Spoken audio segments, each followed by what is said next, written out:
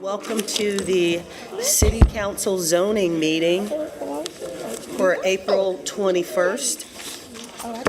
We will begin with introductions and we'll start with the city clerk. Billy Tons, Deputy City Clerk. Dimple Ashmira at large.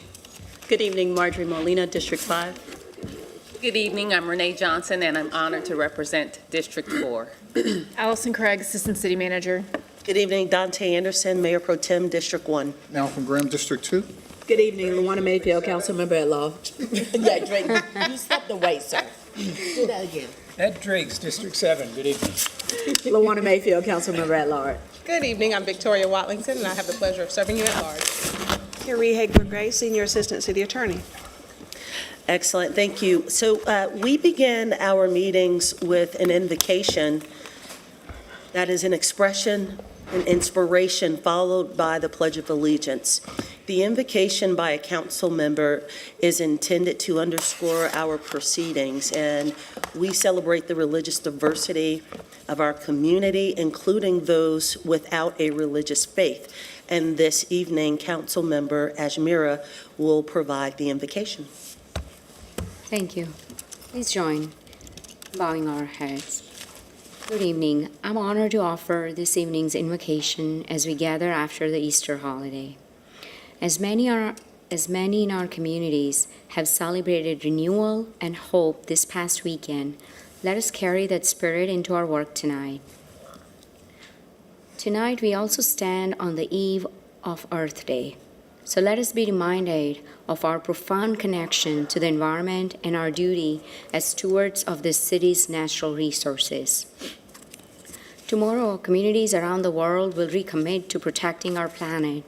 May we honor that spirit tonight by celebrating how our decisions impact not just our present needs, but the sustainable future we wish to create for generations to come. Amen. Amen. Thank you. If you're able to stand, please stand and join in the Pledge of Allegiance. I pledge allegiance to the flag Of the United States of America, and to the republic for which it stands, one nation, under God, indivisible, with liberty and justice for all. So we begin our zoning meetings with an explanation of our zoning process. And the process begins with applications submitted to the planning staff for review. Cases of two types are on the agenda: decisions and hearings. Decisions on cases for which public hearing was previously held and there is no further public comment on decisions this evening. And then for the hearings, anyone wishing to speak on a particular hearing is asked to see the city clerk before the start of that particular hearing. The staff will provide their presentations, and there's no time limit for the staff presentation. And then the petitioner, those that are in favor of the petition will receive 3 minutes combined to present their case, unless one of two things occur. If there are opponents to speak against that particular petition, or if staff is in opposition, the petitioner will receive 10 minutes, the opponent will receive 10 minutes, and the petitioner will receive a 2-minute rebuttal. If no one is opposed or sign up to speak, staff provides a short presentation. The public hearing is closed and the next public hearing will occur. The petition goes to the Zoning Committee of Planning Commission for review and recommendation. And at this time, I'm going to hand it over to Chair Blumenthal to go ahead and introduce his committee. Thank you very much, Mayor Pro Tem, and thank you, Council. My name is Andrew Blumenthal, and I'm serving as the Chairman of the Zoning Committee of the Planning Commission. Please allow me to introduce my fellow committee members here this evening. We have Teresa McDonald, Aaron Shaw, and Shauna Neely. We have 3 other members as well that are following online this evening as well. The Zoning Committee will next meet on Tuesday, May 6th at 5:30 p.m. At that meeting, we will discuss and make recommendations on the petitions that have public hearings this evening. The public is welcome to attend that meeting. However, please note that it is not a continuation of any of the public hearings that are being held here tonight. Prior to that meeting, you are welcome to contact us to provide input. You can find all of our contact information as well as the information on each petition on the city's website at charlotteplanning.org. Thank you, Mayor Pro Tem. Thank you, Mr. Chair. So we will begin with the deferrals and withdrawals, and we will do that all in one motion. And at this time, I will hand it over to Mr. Pettin. Thank you, Mayor Pro Tem. We just have two items to defer, two decisions. The first one is item number 3, which is 2024-064 by JF Lawrence Properties, LLC. And then the other item is item number 17 by Wilkes Asset Management. That's petition 2024-137. Both items requesting a deferral to our May 19th, 2025 meeting. Thank you, Mr. Pettin. Is there a motion to defer the two items? Second. Okay. I have a motion and a second. All in favor, raise hands. Any opposed? That is unanimous. Thank you. So we will now proceed with our consent agenda items. Rezoning petition items 3 through 14, with the exception of 3, which has been deferred, may be considered in one motion, except for those pulled by a council member. Please note that these petitions meet the following criteria. They have had no public opposition to the petition at the hearing. Staff recommends approval, and the zoning committee recommends the approval, and there are no changes after the zoning committee's recommendation. Are there any consent items council would like to pull for question, comment, or a separate vote? Councilmember Molina. Thank you, Mayor Pro Tem. I would like to pull item number 8 and item number 9 for comment. Okay, thank you. Ms. Mayfield. Thank you. I would like to pull item number 12. Okay. All right, any, Oh, I have my hand. Ms. Brown? Thank you, Mayor Pro Tem. I would like to pull item number 3, 4, and 10 for comment. Okay, 3 has been deferred. Oh, 3 has been deferred? Okay. Yes, ma'am. Okay, so you would like 4 and 4 and 10 for comment. Yes, ma'am, 4 please. and Thank 10. you.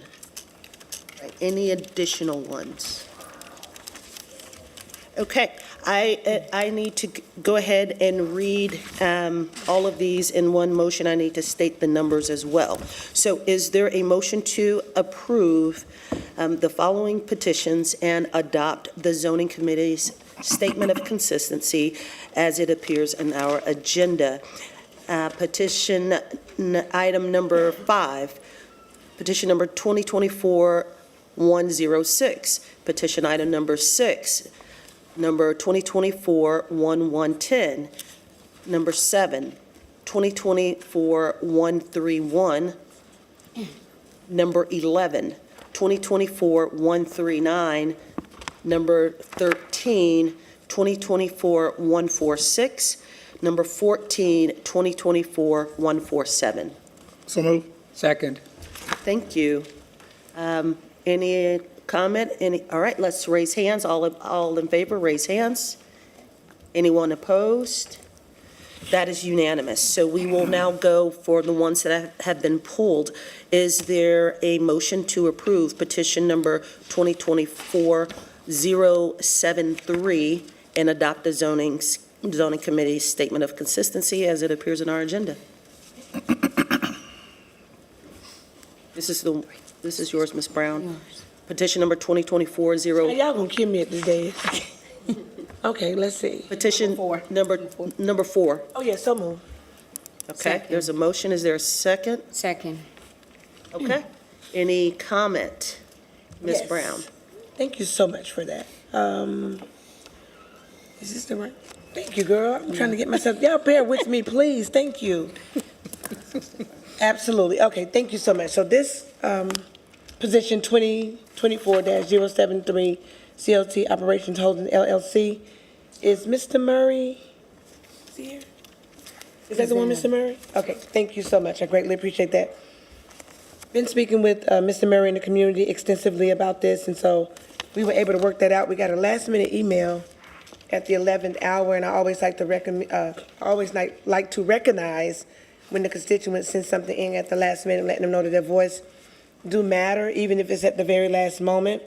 So we did address that, and it was about the parking for the Zaxby's restaurant, which is going to go inside of the Food Line parking lot. With zoning approving and staff approving, I support it as is, not without any opposition from the community, except for the last minute email that we got in the 11th hour. We do recognize your concerns. We will be more than happy to speak with you and address those accordingly and appropriately. But I just want to acknowledge that they work hard with the community, trying to engage in development, make sure that we push and move forward with this. So thank you so much for reaching out to me, and I'm excited and happy to support it. It's going to bring jobs in the area where the students walk to school, where they can get lunch. Also, it's going to be a community. I think community will benefit from this because the jobs will probably be in the community. Most restaurant jobs, McDonald's, Zaxby's, Chick-fil-A, a lot of those students walk to work. A lot of those employees are employed early at the age like 16, 17, 18, trying to work their way through school and get extra money. So I'm excited to support this. Thank you, Ms. Brown. Any additional comment? Excuse me. Hearing none, all in favor, please raise hands. Any opposed? That is unanimous.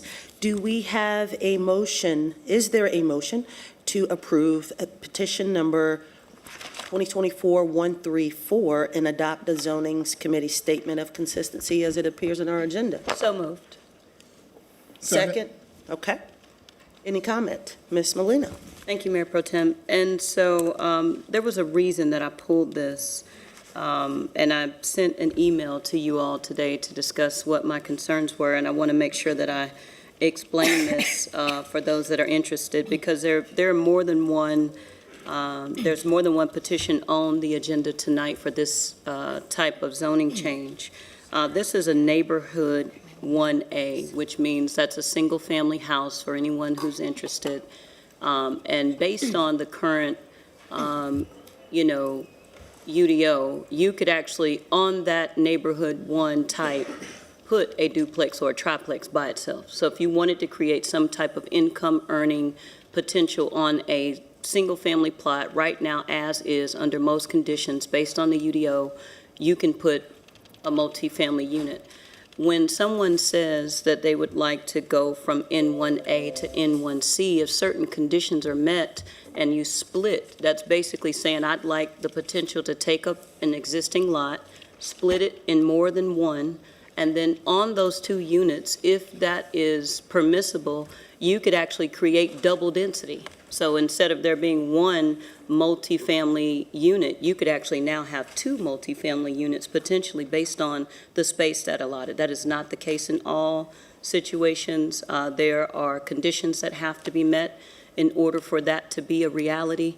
But I think as we make those types of decisions on an individual basis, the one thing that has to be intact is that we have to make sure that we've done our due diligence as leaders to reach out to the community, to at least at minimum let them know that this is coming, inform them of what the potential changes could be to their neighborhood and their stake in this, and find out what their feedback is. And so for actually, I'm going to sound like I'm repeating myself, but for petition number 8, 2024-134, the reason why I'm in support of it, besides the fact that it was unanimously approved by staff and the zoning committee, is that there was already a very similar petition approved on the street. And so I've been talking to the attorney representative that is representing both number 8 and number 9 to find out first what the feedback was directly from the community, which it appears to be favorable. There was about 3 people to attend the community meeting, and in that community meeting, what they had were questions, from what I can tell, and really just more inquisitive, but it wasn't real opposition to what this opportunity presents. And so it's for that and for the precedent that was already set, which means that there was already a parcel that was approved and split, but into 2 single-family units. So this is close to the Sharon-Amity corridor that's already experiencing a lot of changes. It's actually happening pretty fast, where more petitions are coming into that area because of the type of corridor and the anticipated transit that's going to come adjacent to that corridor. And so I don't want to belabor a point, but I want to make sure that I'm clear in saying that for this particular petition, there's already been a precedent set in that we, as a council, made an approval for a very similar petition where this one single-family lot that was larger in size was split into two single-family lots, and there are two single-family houses. And there was no opposition from the community in those changes. So it appears, based on the feedback from the community in the surrounding area, the homeowners that surround this area, that they were in favor of this change. So I wanted to make sure I pulled that, I spoke clearly to it, so that the community could be aware of what is, taking place, and really ask the neighbors that are engaged to really pay attention when you see that sign with the yellow Z. And if you don't know what that means, please call one of us. Call anyone that you trust, ask them, ask questions so that you can, zoning is not an easy, thing to understand. It can be very complex, and for the average neighbor that's going to work every day, they got their own things to be, bothered with. When they see that yellow Z, they don't always understand that means that someone has asked the council for permission to do something close to your neighborhood. And so the best advice I can give to anybody when you see that Z is to call the city and ask, I seen a Z, it was on this street, even if you got to just describe it. It was on this street, we can look it up, we can figure it out, and we can try our best to tell you, what it is, if it affects you, how we know so far where it affects you, so that, we can, kind of get your engagement and get your feedback as quickly as possible. So thank you for that, Mayor Pro Tem, and that's all I have on that one. Thank you, Ms. Molina. Any additional comment? Hearing Ms. Mayfield. Thank you, and I definitely appreciate Ms. Molina's work on this. I do have a challenge for the simple fact that we will be having another discussion later regarding splitting lots. I am also concerned with the potential of us continuing, because once we say yes that first time, then that sets a precedent regardless. But us continuing to counter our own language, meaning we say that we want to protect and support aging in place as well as neighborhood continuity. So you have one of, honestly, the few communities left in the city that have brick homes, that have nice size lots, because people, if they have children or pets, they actually like playing outside, versus what we're seeing being built throughout the city that has literally 5 feet between the housing that's being built. Even though I could support the idea of a lot being split based on neighborhood and community, I have a concern when the language is utilized that, well, we have a precedent set. Yes, it was done. Did we learn a lesson from that being done regarding how that changed the look of community? Because if you live in Charlotte more than a decade, or if you're one of the handful of natives, I've been here since '88, so I've seen a lot of changes myself with how communities are being built, how communities are being developed, and at the end of the day, it's our policy language that is opening the door for it to happen. I wish that our manager was here, but I will be asking our representative later regarding a referral to committee, yet for this project, as well as the next one, as well as the third one that is going to be asking us to split a lot in a historical community and in a neighborhood that is seeing transition, as at the same time while we are also approving voluntary annexation and bringing hundreds of acres into our perimeter. I think it is a challenge to continue down that road just because someone else was able to do it, but I do respect all of the work that the district rep has done on this. Thank you. Thank you. I have Ms. Johnson, and then I have Mr. Driggs. Thank you, Mayor Pro Tem, and thank you, Councilwoman Mayfield, for requesting that referral. I would second that if needed. You're absolutely right. How do we address these policies? It's up to council members. So I agree with, I wouldn't be supporting this petition because it does set that precedent that we were so concerned about when those of us voted against the UDO. We, as a council, we know that 117 people are moving here per day, but we still have to manage for our current residents and their quality of life. I failed to acknowledge a developer earlier on the consent agenda who's adding to the community in petition number 5 on our agenda. And I know we've already approved it, but I do want to acknowledge this is the kind of development we want. That he's contributing $25,000 to the Back Creek HOA. He's providing a 12-foot wide multi-path. So that's what we want to see developers adding to the quality of life for our current residents. And we got to be careful in approving petitions that displace our residents and reduce the quality of life. So I hope that we can also see this in the committee and really take a deep dive and take a look at how our policies are affecting individuals. I had a discussion with the petitioner earlier today, and we were talking about a petition, and we compared it to fear factor. Like, which is worse? Do you want to have this type of petition or this type of petition? Because this is what's allowed by right. So that's on us. That's totally on us. So I'm happy to see this go to committee, and I won't be supporting this one or the or number 9 or the other one, because we do have, it's our responsibility to balance managing for the current situation while leading for the future. But we still have to know that location does matter in our petitions, and we got to be careful of the precedent that we're setting. So thank you. Thank you, Ms. Johnson. I have Mr. Driggs next. Thank you, Mayor Pro Tem. I think this whole conversation reflects the dilemma in which we find ourselves. So we are attempting something incredibly difficult, which is basically to accommodate the growth we're seeing in our city, to pursue certain goals we have, like the creation of housing in order to slow down the rise in the cost of housing.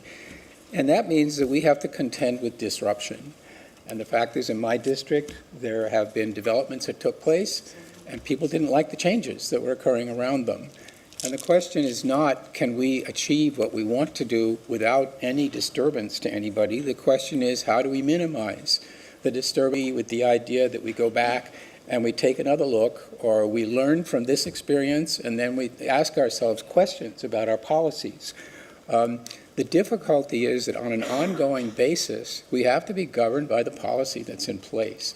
So I appreciate that, in my mind, Ms. Molina has done the right thing. She has looked at this in the context of our currently existing policies and has found that it is consistent with the adopted goals of the council.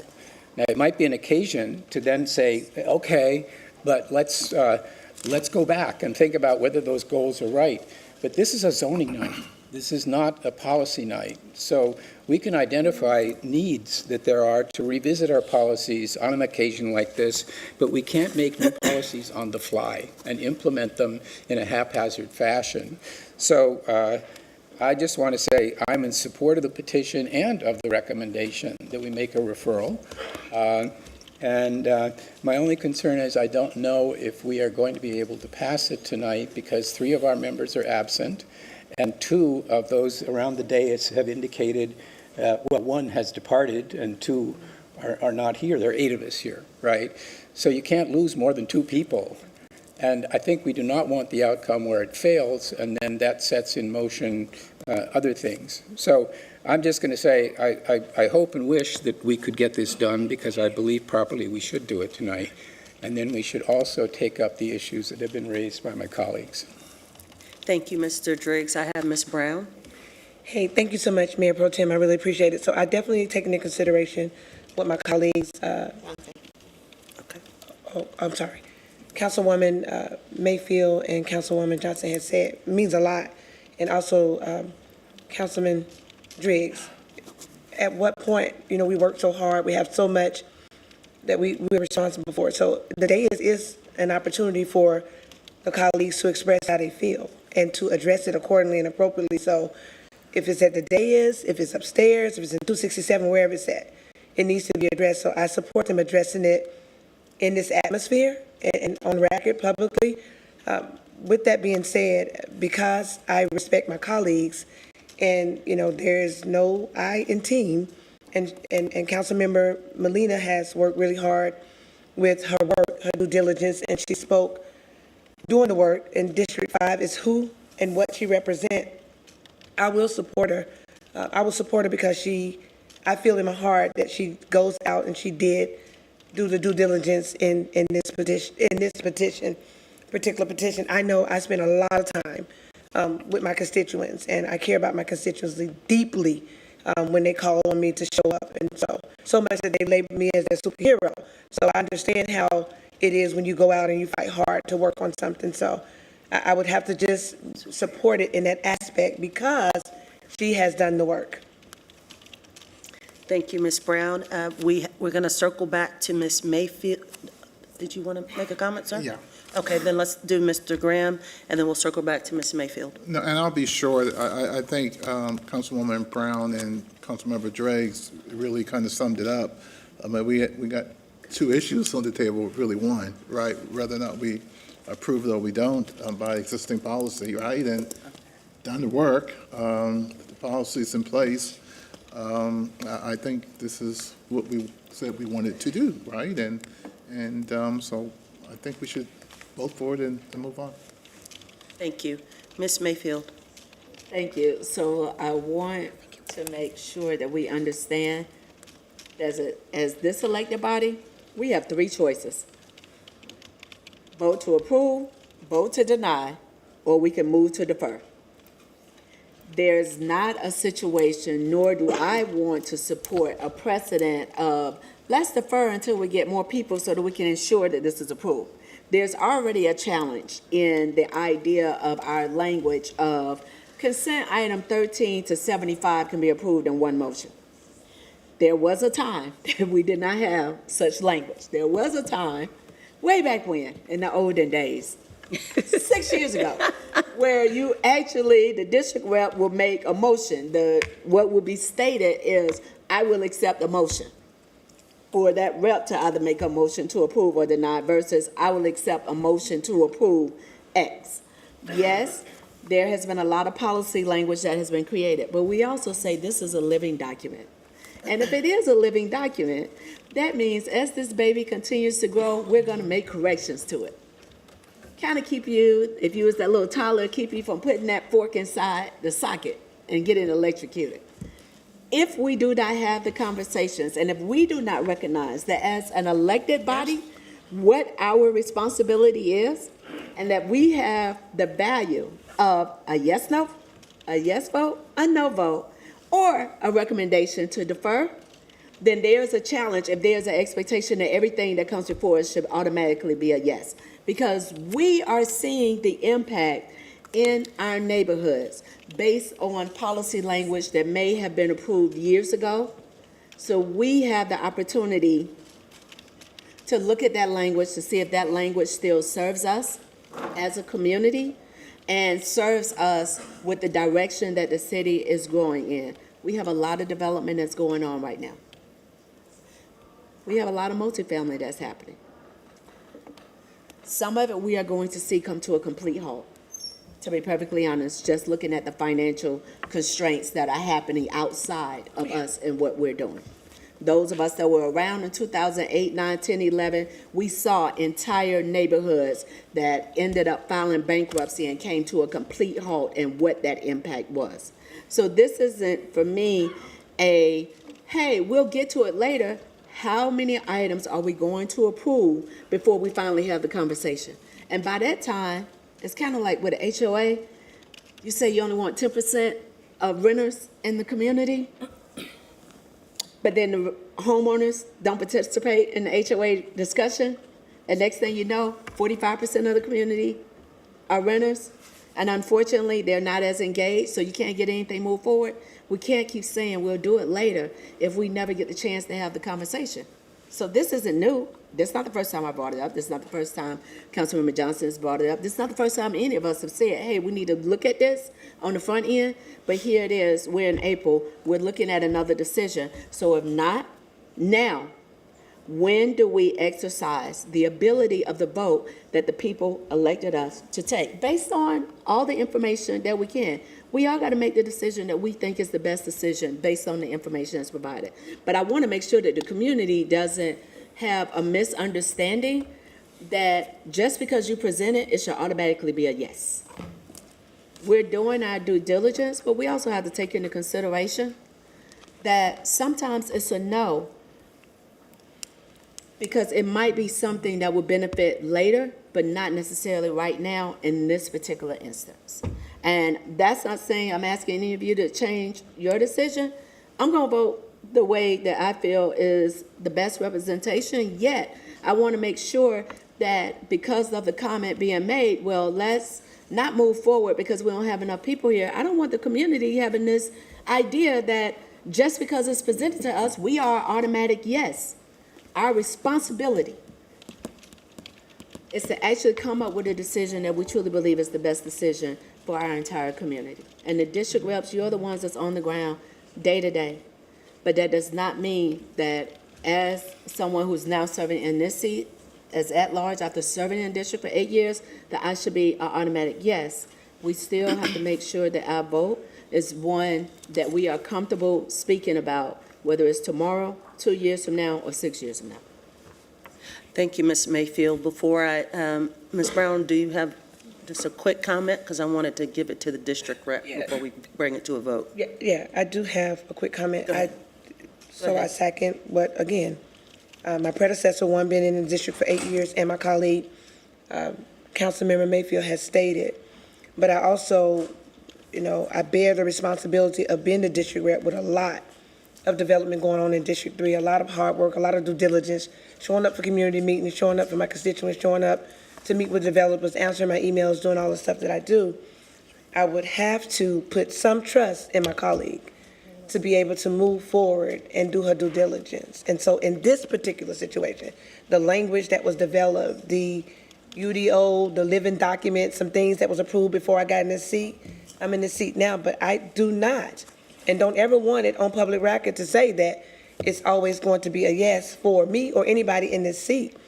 I do want people to understand that when we move forward as a team, as a collective body, that we're entrusting in our colleagues that took an oath the same way we took an oath to do their due diligence and to be able to move forward and represent not just District 5, but the entire community, all 900,000, almost 1 million folks that live in the city of Charlotte. So I want to be able to support her in this particular manner for this particular petition, as she stated, as she moved forward with the information that she shared. Thank you, Ms. Thank you so much, Mayor Pro Tem, for. Thank you for sharing that. I think we've had a robust discussion. I'm going to pass it back over to the district representative, Ms. Molina, but before I do, I did want to say, just acknowledge as a council member that Councilmember Molina has done a tremendous amount of work and due diligence on this particular item and the next one to follow. So I just wanted to, I know that we're having a policy discussions and implications of policy as it relates to directly this particular item on the agenda, but I just wanted to acknowledge the work that the district rep has done. With that, I'm going to pass it over to Councilmember Molina, and then we will proceed from there. Thank you. Mayor Pro Tem.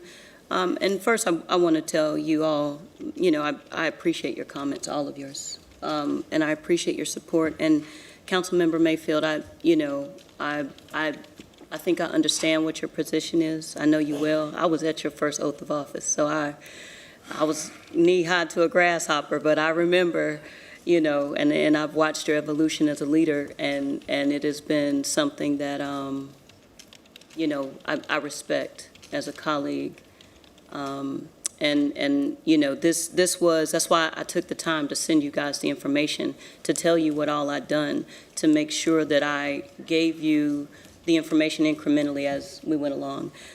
So, what I want to iterate here is that there are actually 4, not 1, but 4 petitions that are all there. And so think about this, and I want you to think about this, and like Councilmember Driggs said, from a by right perspective, on N1A existing right now, if you wanted to create density, you could tear down the house and make a triplex, right? So let's say we didn't allow them to put it into and put 2 single families. They could literally, with an N1A right now, make a triplex if they wanted to. So instead of having 2 single families on smaller lots, you would actually then have a complete change in the neighborhood where you got a single family here and a triplex here and a single family there. So I thought through all that, I promise. I thought about the actual character of the neighborhood. I thought about the feedback from the residents. I actually have the emails here that I'm happy to share with with all of my colleagues that I got today from both petitioners that assured me that with this approval, they're only going to do single family. They are not going to do, additional density on the 2 lots. They said single family, and it would be absolutely in line with what's already being done in the neighborhood. So there's not just 1, there's 4 that are already in this area on the street. Because there's another one that we're going to talk about where there was complete opposition by the community, and then that yes means something different if we set a precedent, right? In this case, the reason why I arrived through a deductive reasoning process is that there has already been multiple lots that have set a precedent across the street, right? Where they're already, so they're I have no choice but to take that as a voluntary change by the community because I haven't heard opposition yet. Now, again, like I said, when I communicated to all of y'all today, I have no way to take that but no opposition because I haven't yet heard from the community opposition. Once they give me that opposition, then I bring it back to y'all. I tell you like, hey, you know what? Or some of them show up and they like, look, we hate this, right? That makes it great for us. But when it's us going out to the neighbors to say, hey, how do you feel about this? Collecting that information, then to some degree we're left at just the disposal of what we get as far as feedback is concerned. So that is the reason why I promise you it was a full deductive reasoning process to say there's already 4 on the street. They've already been, made into smaller lots, and they're single family, not, density as far as multi,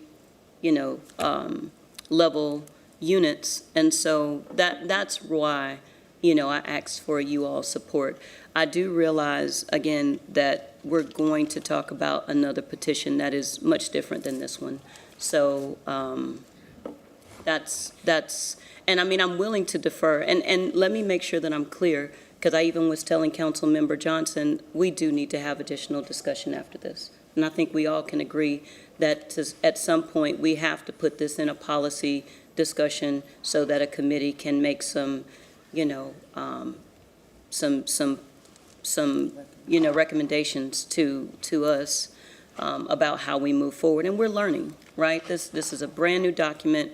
We're undergoing a brand new process, and we're learning as we go. I think this one is a learning experience, and I think we got another one on here that's going to be a learning experience. But I think it does tell us as a body that it is time for a hefty discussion around some of these changes. So I don't disagree with that. And with that, I'm not even counting. So Ms. Molina, do you want to proceed with the motion on the floor? You have a motion and a second on the floor. You want to proceed with that motion? I think, Approve? yes. Okay, then we had Ms. Watlington.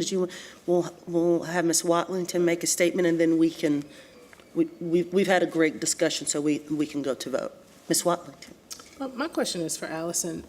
In regards to I heard Councilmember Molina say that right now, a triplex could be built on this lot by right.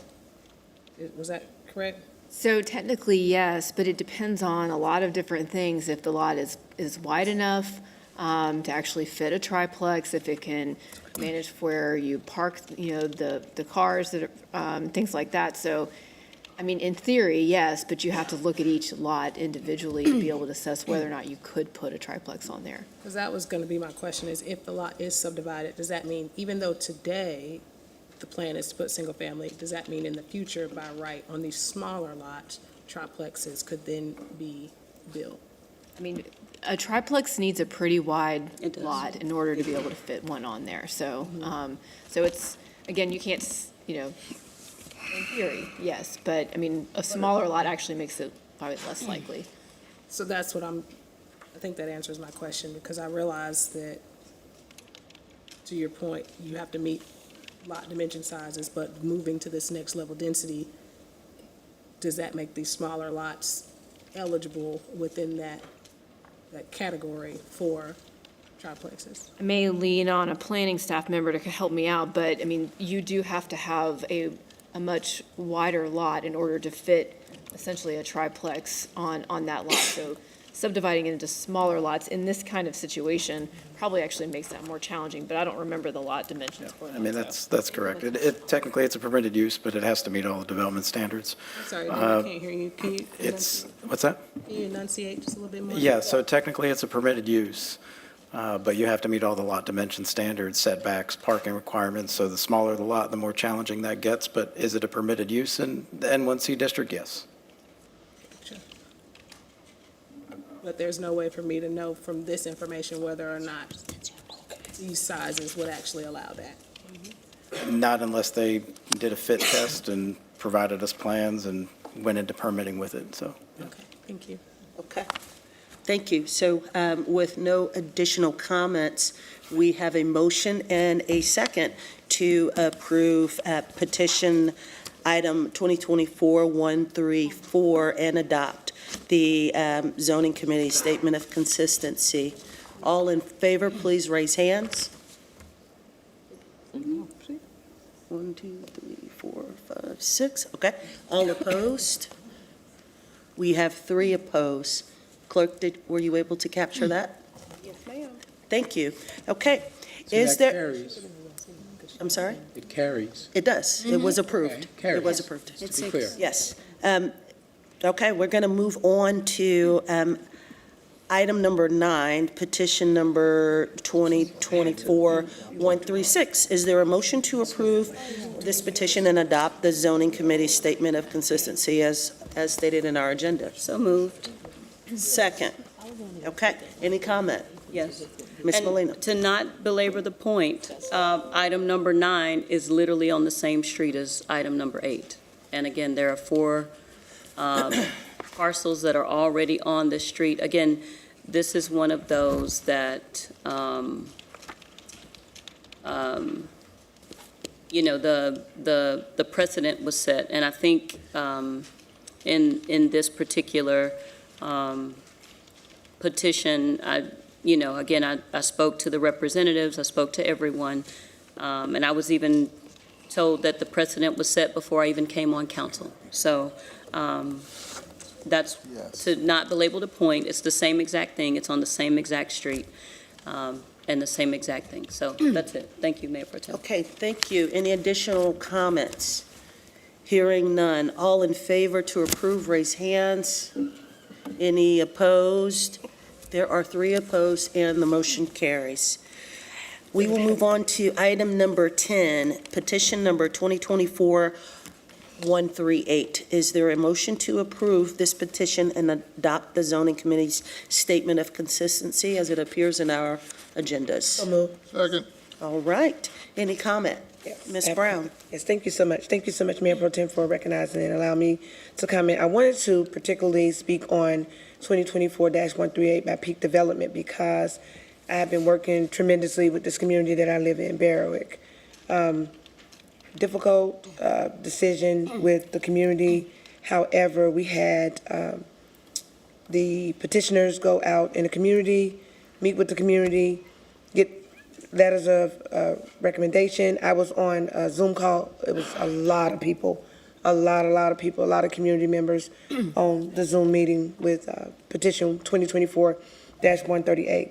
However, accepting the recommendation by the zoning committee and the staff committee, and also for the due diligence that was done by the petitioner and the community came together. So I'm happy to share that they were able to come to common ground and agreement to move forward with the petition. But it wasn't easy, and there was a lot of lead work and footwork done on this to make this happen. Thank you, Ms. Brown. Any additional comments? Hearing none, all in favor, raise hands. Any opposed? That is unanimous. We will move on to item number 12, petition number 2024-142. Is there a motion to approve this petition and adopt the zoning committee's statement of consistency as it appears in our agenda? So moved. Second, is there any are there any comments? This is number 12. Ms. Mayfield. Thank you. So this request is to rezone manufacturing and logistics to transit-oriented development, a TOD, with, of course, as a conventional rezoning. There's no associated site plan. When we look at the actual map on this, adjacent, right next door to this development is manufacturing. On the backside is manufacturing, but TOD has been approved basically in the middle of an area that has manufacturing around it. We are having a challenge with loss of manufacturing land within the city. We have rezoned residential land for manufacturing. We have taken manufacturing land and rezoned it as the city continues to grow. I do have concern with land that was identified, manufacturing, logistics, environmental-wise, what type of manufacturing and or building was there for many years, the impact to the soil of that area, us developing housing in these areas without really knowing the impacts. And again, the language that we look at, when we look at transit-oriented development, building, potentially housing, versus it clearly being conditional, TOD, where it's going to be for entertainment, whether it's a restaurant, retail, other things on this land that is directly connected to manufacturing and is on the backside of manufacturing, not knowing what is that manufacturing.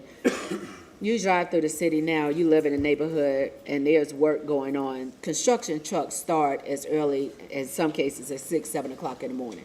Depending on the type of business it is, the lights may be on, the trucks may be coming and going until late in the night. If the trucks are backing up and they're heavy-duty trucks, you're gonna hear the automatic beeping to warn people as it's backing up. There's a concern for me regarding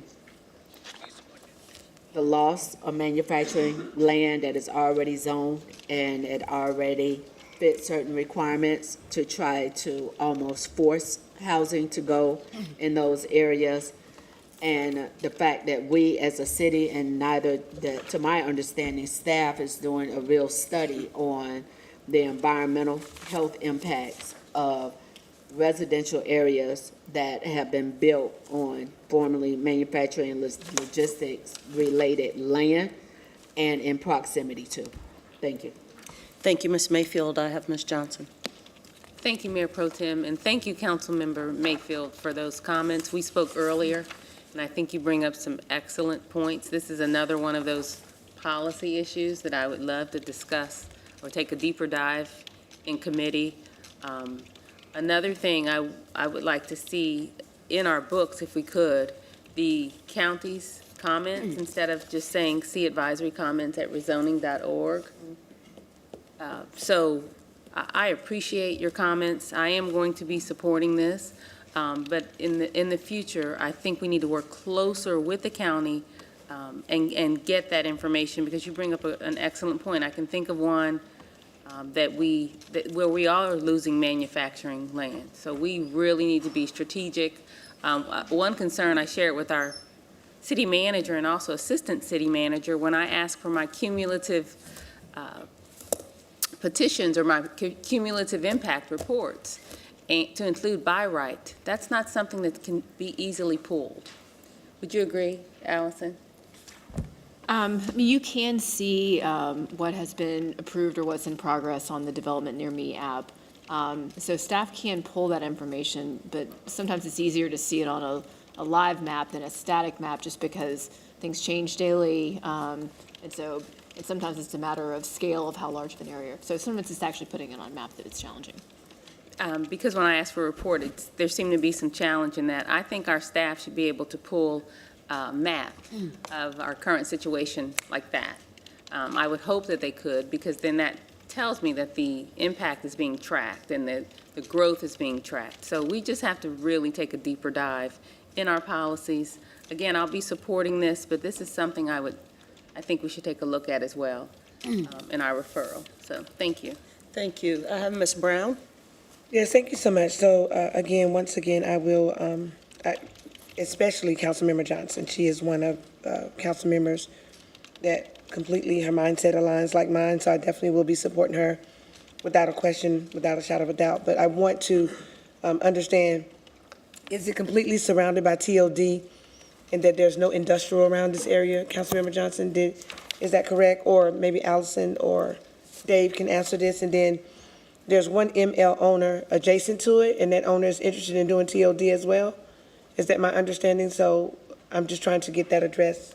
I'm not sure of the interest of other owners to make a zoning change. This particular piece is fully surrounded by TOD and C, so this would be a similar zoning district than all the adjacent properties around it. The manufacturing uses that are on Arrowhead and on North Hills are smaller, like independent offices that might have a manufacturing component. Looks like they might have some truck bays, but they're not large-scale manufacturing. The largest end user on North Hills Circle is actually, looks like a Navy and Marine Reserve Center.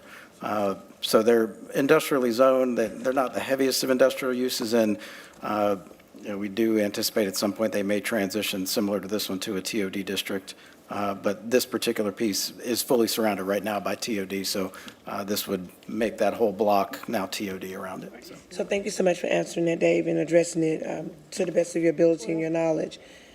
With that being said, I would like to just go back to Councilmember Mayfield, because again, her knowledge, her veteran service here does not go unnoticed, and I think we all have agreed at some point that there is some deeper dive that we need to do, but when are we going to do that?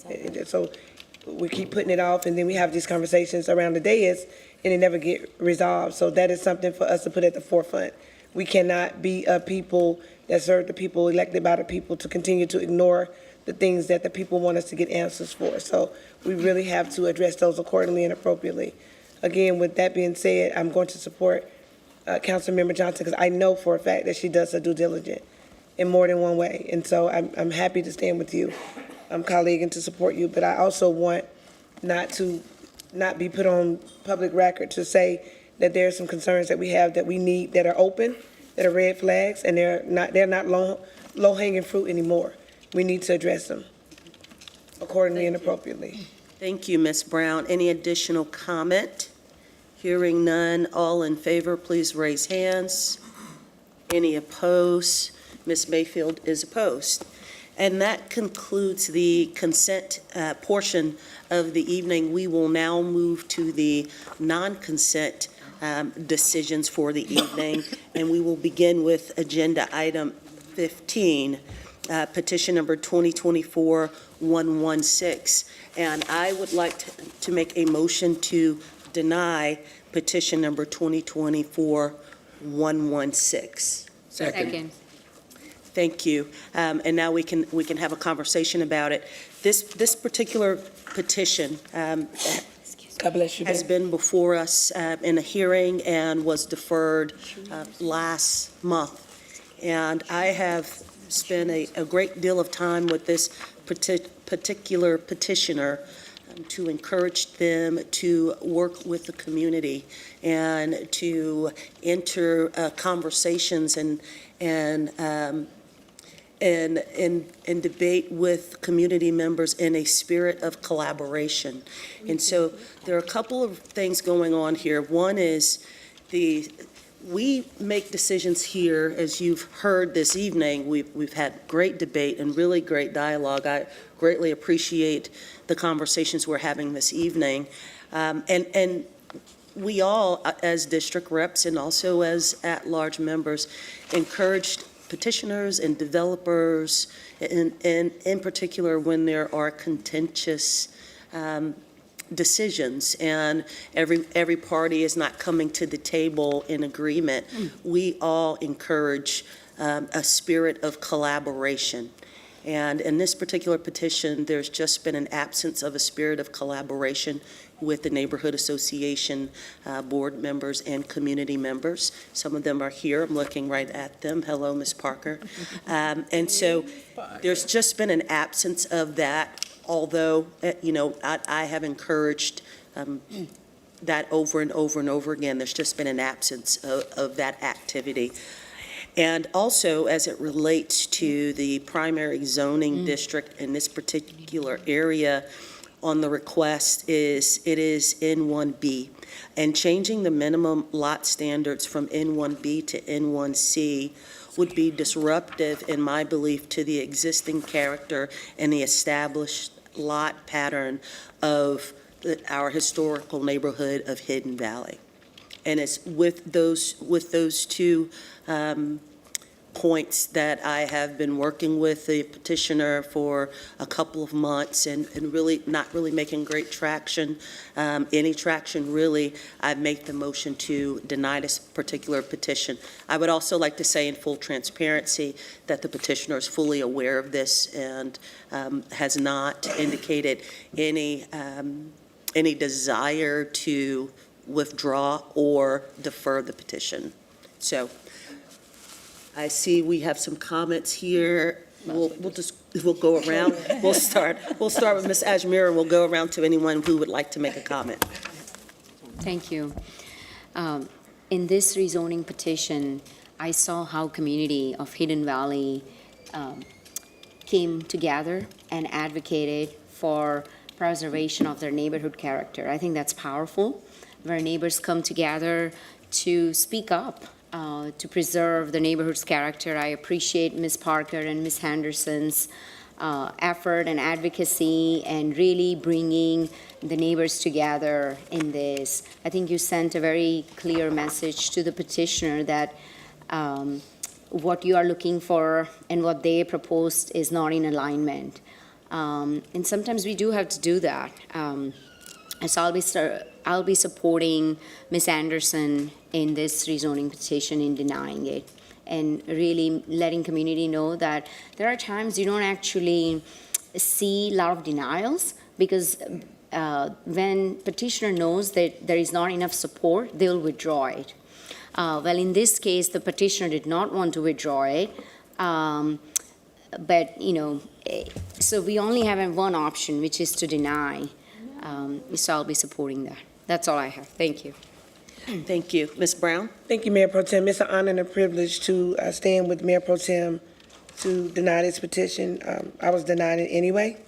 Let me go on record and say that, because Hidden Valley is one of those historic communities that we do want to preserve. And so Ms. Parker, Ms. Henderson, and all of the Hidden Valley community, strong in their advocacy. They're fair as well.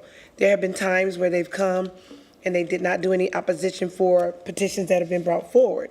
But this one, they stood on solid ground in solidarity together, and they made the most sense. It was fair and impartial, and the community, Hidden Valley community, is a community that I love to see, and that it's just one of those communities that deserve to be preserved. It deserves to be nurtured and loved. It's longstanding in our city, and it gives me complete joy that, our Mayor Pro Tem, which is also the district rep, made a decision to deny with all the facts in front of her. And so, once again, if I was standing in silos, it was going to be a NO for me, with explanation points at the end of it. Thank you, Ms. Brown. I saw Ms. Molina. Thank you, Mayor Pro Tem. And I want to definitely, before I say anything else, I also will be agreeing with the Mayor Pro Tem to deny this petition. I think And what I've been telling my colleagues for most of the night is I'm really happy that we had the discussion concurrently about the petitions in District 5 as a prerequisite to this conversation. And I don't want to, belabor a point, but I want you to understand that there is an existing neighborhood. And think about a neighborhood. I mean, from a traditional perspective, no matter who lives there, your neighbors are the humans that you live beside. In most cases, your kids go to school together. You might even go to church together and do a number of different things. You commune. I mean, it's community, right? It's your neighborhood. It's literally the components of what will make up your life. And so, when we seek to buy a home and make that permanent decision, we want to make it in a place that we feel all of those things concurrently. And when you have a situation where there's like disruption in the middle of it, and you got the community saying collectively, that they are just against this, and there's no middle ground, there's really not, a way to see it from the community's perspective. And let me be clear, the idea, the reason that items 8 and 9 were recommended by me is because there was already a precedent in the neighborhood. So once we say yes to one petition, it begins what would be understood as a precedent in that neighborhood, which would not prohibit anybody else from coming into that neighborhood and then doing the same thing, because the council has then allowed for it to happen on a parcel. And so with there being so much opposition from the community in this particular case, where if we were to say yes, there is a precedent then set where someone else could do the same thing. And to be clear, N1B is still a neighborhood, single-family home, but to take it to N1C, and certain standards have to be met. This isn't blanketed. It depends on the parcel. And like the assistant city manager said, parking standards, size of the lot, a number of different things are taken into account. But once we've approved it from a land use perspective, then if it meets those standards, it don't have to come back to council. They can go directly through the permitting process without any type of prohibition, even if you don't agree with it, right? So, like I said, zoning is something that is hard for our neighbors. It's hard for us, right? And we are tasked with making these decisions and working with, city leaders that have been trained through education to do this on a day in and day out basis, to understand it for decision-making purposes. So it's tough. That's why I want to iterate to all community members. Every community they're not in a position where they advocate like the Hidden Valley community did, where they came to us, with that information to say, look, we understand, we've done the due diligence, we know what this means. There are plenty of community members who don't, and I beg you guys, if you see a Z and you don't know what's going on, call your representative and ask them what's going on so that we can explain it to you and bring you into the fold and into that process so that you can also make your voices heard, so that we can have these type of policy discussions among ourselves. And this is what pushes us into the policy discussion phase. It says we see things happening across the city. So from across the city perspective, we now need to have a policy discussion citywide to say we see this happening and we need to mitigate it from a policy perspective. So that's all I'll say. I absolutely will be supporting the Mayor Pro Tem, and I will also be voting to deny this petition. Thank you, Mayor Pro Tem. Thank you. Ms. Johnson, did you have a comment? Sure. Since you asked. So just a couple things. I will also be supporting Mayor Pro Tem. This petition is an example of the reason I voted against the UDO, was to protect neighborhoods like Hidden Valley and the neighborhood character. This is a disruptive petition. I hope this is an example to developers, and we realize that we're a growing city, but again, the collaborative spirit and working with the community is important. And also, I still think that location definitely matters, and we're showing that tonight. So I'm very proud of the council tonight that we are standing firm on this and protecting the community, an attempt for anti-displacement, and anti-gentrification. Yes. So One of the things you said was when residents see a Z, to call council. You know, technology is so advanced. There's ways that we can be more transparent, and I've asked for QR codes on those rezoning signs. I think that it should be very simple language. This is being sold or proposed to be redeveloped. So we need to do better in being more transparent with the community. But I look forward to denying this or supporting the Mayor Pro Tem. I did ask during our noon call, has the developer been advised in writing of the consequences of a denied petition? Yes. Yes? Okay. All right. Thank you. That's all I have. Yes, Okay. thank you. Are there any additional comments? Mr. Driggs? So this is a really unusual situation. I don't remember the last time we voted to deny something. It 2022. gets withdrawn. Petition Whatever. 2022-177. We've had votes fail. Lexington. What's that? Lexington in 2020, I think it was 2022 when we denied Well, okay. petition in District 4. Exactly, yeah. We did that. I'm getting a little hazy in my old age, so I don't go back that Okay. far.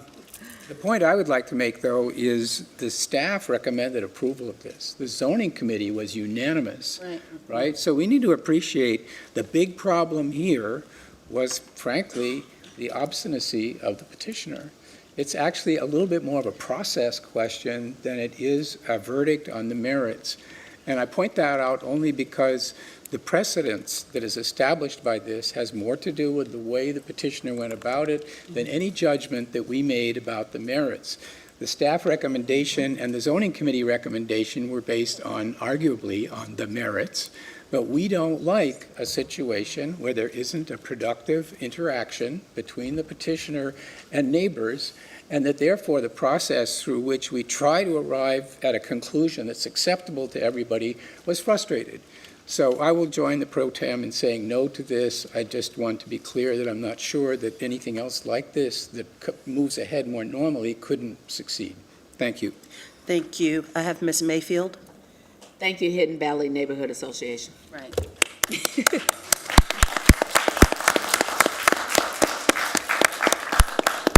Okay, hearing no additional comments, I Mayor think Pro we're... Tem, I just wanted to make sure that you Yes, had your statement on the record.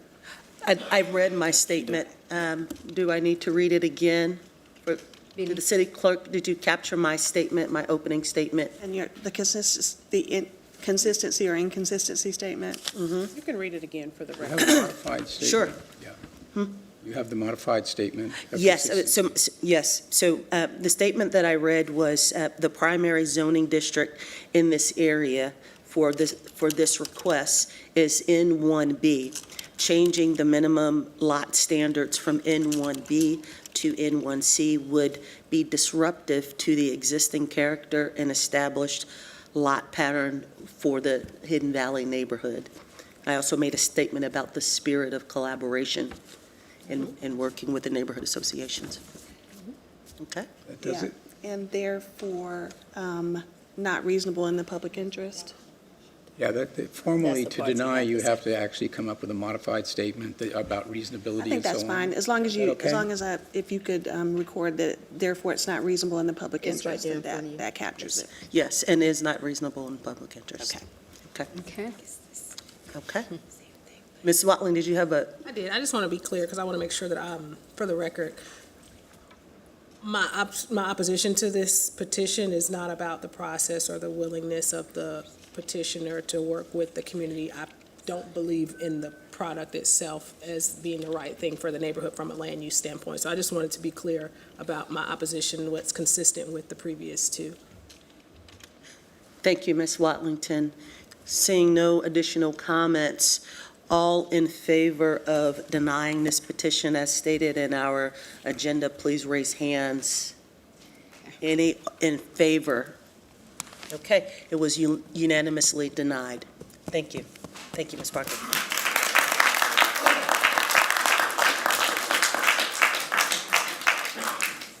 So we will move on to agenda item number 16, but before we do, there were some changes after the zoning committee vote on item number 16. I'll hand it over to Mr. Pett. Thank you. Yes, petition 2024-125 by Tay Holdings LLC did make a few changes after the zoning committee recommendation. Those changes were to limit the buildings to a maximum of 6 dwelling units per building. A maximum of 2 6-unit buildings would be permitted within the project area. A minimum of 3 4-unit or fewer buildings would then be built to round out the rest of the permitted units in this project. Vinyl siding is listed as a prohibited primary building material, and all dwellings would include a porch or stoop that had a minimum 4 feet in depth. So those were the 3 changes made. Staff believes they're minor and do not warrant additional review by the zoning committee. Thank you. Thank you. Is there a motion that the changes should not go back to the zoning committee? Move not to return to zoning committee. Second. Okay, I have a motion and second. All in favor, please raise hands. Any opposed? That is unanimous. Is there a motion to approve petition? Okay. Second. All right, excellent. I have a motion and a second. Any comment? Hearing none, all in favor, raise hands. Any opposed? That is unanimous. So we will move on to the next item. Petition, item number 17 has been deferred, and that will conclude the decision portion of the evening, and we will proceed to the hearings portion of the evening. And we begin with agenda item number 18, petition number 2023-074 by C Investments 2 LLC. The location is approximately 26 acres located on the east side of Providence Road, north side of Country Lane, and south side of Kuykendall Road in District 7, Mr. Driggs District. The current zoning is N1, proposed zoning is N1A and N1AC, N2ACD, and N1ACD. Staff recommends the approval of this particular petition in its current form. And before I hand it over to staff for presentation, is there, let's see, Matt Orlowski? Orlowski, okay. So we do have opposition here, and because there's opposition after staff's presentation, Mr. Brown will have 10 minutes.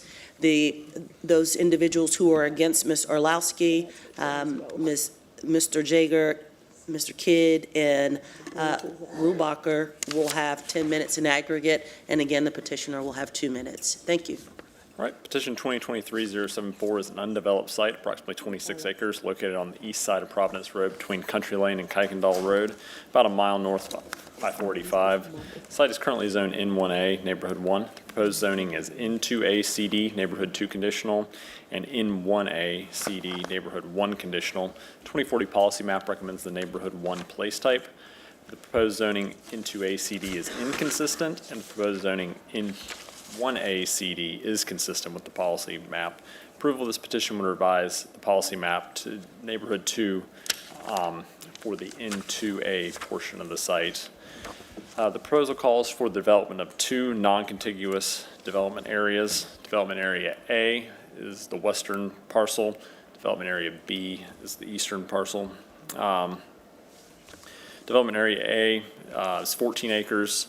Proposes the Neighborhood 2 into ACD district and proposes up to 220 multifamily attached dwelling units, up to 39 residential buildings with a maximum of 6 units per building, with no more than 26 units buildings.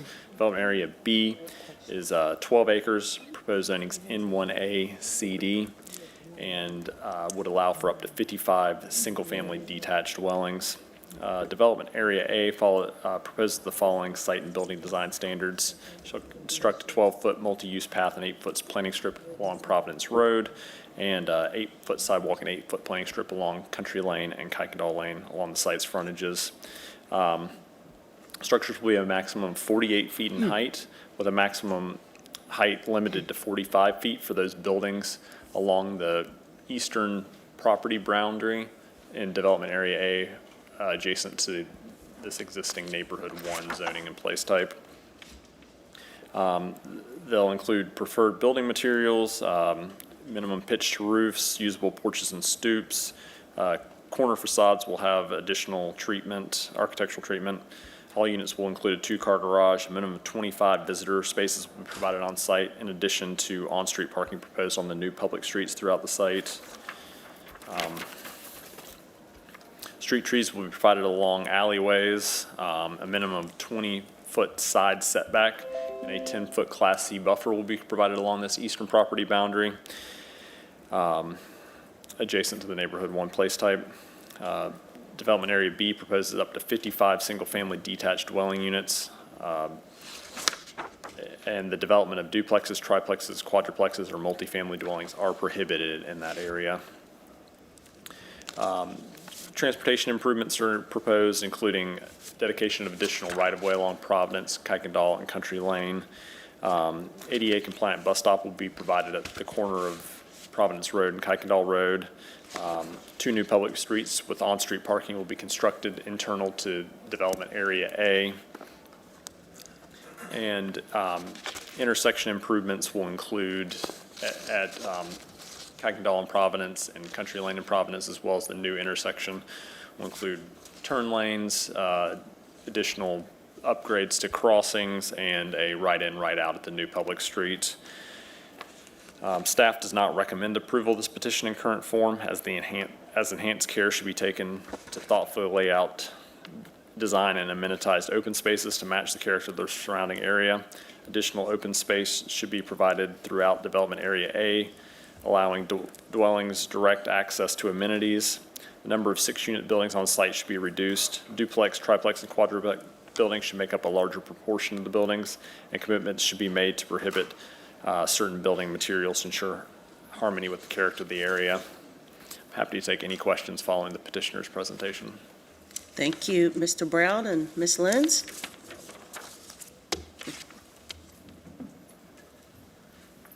Thank you, Mayor Pro Tem, council members, zoning committee members. Colin Brown on behalf of the petitioner.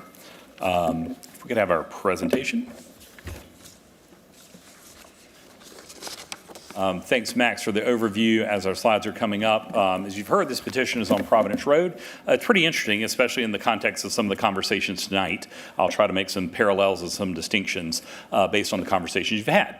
But this is a fairly large tract of land on Providence Road in South Charlotte, where, as you all know, there's great demand for housing. There's kind of the 30,000-foot view south of the Arboretum, but north of 485. The site right across from Charlotte Latin School. So across the street, there's kind of a major campus, which is interesting land use type. North of the site is some multifamily. And then this site is made of a very large single-family homes. Lots. I mean, multi-acres, 2- and 3-acre kind of estate lots, when this was very much a country lane. That is the name of the street. Obviously, we've seen tremendous growth in South Charlotte, up and down the corridor. It is a very desirable place to live, great amenities. And so what has happened, this is pretty interesting, we started this petition with just the 14 acres. And I'll show you the petition we started with. Since we have added the rear 12 acres, we're basically down zoning that from its zoning today. And I'll explain the context of that. So again, when we started the process, we were just talking about the 14 acres on Providence Road. We were talking about multifamily. We talked about 2 phases of apartments on Providence Road. We started this process about 2 years ago and have had extensive meetings and conversations with the community, with Councilmember Driggs, and with some representatives from the neighborhood that you'll hear from. Our real challenge, I know you hear this from us a lot, the challenge is we have this neighborhood 1 place type, and it talks about creating middle density housing, but unfortunately, neighborhood 1 doesn't allow townhomes, as we've learned. And so I think one of the most frustrating things to the neighbors is we started this as a real into rezoning for a significant amount of apartment density. After 2 years of discussions with the council member Driggs and the neighborhood, we have decided to dramatically reduce the intensity, do townhomes on Providence and single family homes in the back. What's really frustrating, I think, to the neighbors is we've said, hey, but we still got to have N2 zoning because the UDO doesn't quite work for townhomes in N1. If we could do these townhomes in N1, we'd be happy to do it. But that is our challenge. Even though the N1 place type says, hey, we expect this type of housing, our zoning ordinance, the way the rules are set up, you just can't build functional townhomes. So we have, we're now doing a conditional zoning on the front portion, as Max has mentioned. Townhome plan here, that's what I've got on the screen. This is a look at that. I'll talk in detail about a couple things. And then what we said was we also controlled, the original zoning did not include 12 acres deeper into the site. And I think this is interesting. So here are townhomes, and the other portion I'm going to show you is back here. As we've been talking about, tonight, you guys have talked about the UDO and what it allows by right. Well, by right on this rear 12 acres, as Councilmember Molina pointed out, someone could come in and divide up this 12 acres and do duplexes and triplexes that would really be out of context deeper into this neighborhood further from Providence Road. So what we said in discussion with the neighbors is, look, we do think we need more housing in this area. We need townhome density. If we concentrate the townhome density on Providence Road, we'll do a conditional plan. So even though it's an N2 zoning, it's only townhomes. Then on the rear of this property, and I don't know this has ever been done yet under our new UDO, we've got N1A. That's the lowest zoning there is in Charlotte. It allows duplexes and triplexes. We're essentially saying we'll downzone that so that it will be single family only. I think Councilmember Watlington asked a question earlier. There was a petition where the developer said, well, I'll only do single-family homes, but I want to point out this is a conditional zoning, so it is a zoning condition that if you approve this, on the rear 12 acres, these would be single-family only. And so we thought if I put this up together, that tells a pretty good story. So the front of the parcel, again, being townhomes, that's right on Providence Road corridor. This is an area where we need that housing. And then effectively, we're going to downzone the rear of the site to build less units than we could build today. So that is kind of the nature of this discussion. You guys have talked a little bit tonight, too, about having petitioners who are willing to have a conversation. So incredibly interesting to me, the development team on this one said, look, we have 12 acres that aren't even in this rezoning. But if we're asking you all, we're going to ask the city council to support townhomes up front. We've been invited. We'll bring in the rear parcel and downzone that. So that's the context of what's happening.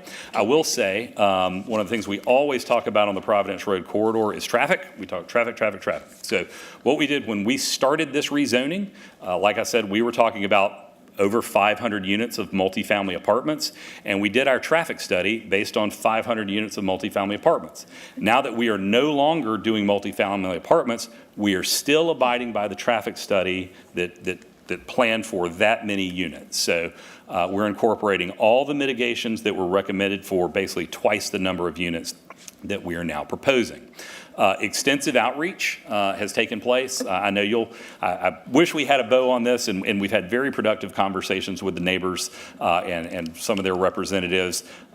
We just, as you know, we kind of have a limit on when we can submit a site plan. We're in discussions with them. We started our initial outreach meeting in January of 2023. We filed our application in April of 2023. And again, at that time, we were talking about 500 units of apartments. So here we are talking about half that many units with townhomes along the Providence Road corridor. And this will be probably the lowest UDO zoning in Charlotte, because I don't know of any other district that's actually downzoned. So I think for the rear, that will be low. That will be It is smaller lots than what's out there now, but it'll be more consistent with the surroundings. We are still in conversations with some of the leadership from the neighborhood. They've indicated a few things to us. One, they'd like us to talk about building height. I'll point out the building height that we're requesting is the same as in N1A. So we're the same height as everyone around us. We are still looking at, can we agree to some lower building heights on some units? So I'm optimistic that we may be able to kind of meet in the middle and provide a concession on that, which would be lower than is allowed today. Something else in Mac's plan here, we've really concentrated our open space and tree save area on Providence Road. That's a highly traveled corridor. We've got some good trees out there. So our goal is to have our tree save there. We've got over 1.5 acres of tree save area along Providence Road. what we've kind of heard from the neighborhood is, hey, we want to make sure there's places for your residents to go and walk the dog and kind of not be coming back into our neighborhood. So we do think with 1.5 acres of tree save here along Providence Road, as Max mentioned, we'll be doing a multi-use path. And then we have some of our open space right here on the inside. So I think that our effort going forward after this will be some continued conversation with the neighbors and looking to integrate our active open spaces with this tree save area. So that kind of comes like 1.5 acre park along Providence Road. That's where people go. They'll be buffered from Providence Road by the tree save area. Other question that came up from the neighbors that we're still. Mr. Brown. Yes, ma'am. 2 minutes. Oh, 2 minutes. Thank you. Thank you. Next item that's come up is visitor parking. Each unit will have garages and parking. As Max mentioned, there are 25 spaces of off-street parking. The neighbors kind of challenged us and asked if we could take that to 50 parking spaces. We've looked at it, and we are building an internal network of streets that will have parallel parking. Our count, Matt Langston tells me, is that there will be 68 total spaces of off-street kind of parking that doesn't belong to the unit. So hopeful that addresses some of those concerns. So almost 70 spaces not belonging to units there will be ample place to park on site, and they're not flowing into the neighborhood. So again, we'll continue conversations with the neighborhood on those items and our revised plan that we'll get and will come to the zoning committee in a week and a half or so. I'll pause there, let you hear from other speakers, and then be back for questions. Thank you. Thank you. Mr. Olowski and gentlemen, if you could come down, and upon arriving at the podium, you all will have 10 minutes in aggregate to make your statements. And before doing so, just please state your name before you speak so the clerk can catch it on record. Thank you.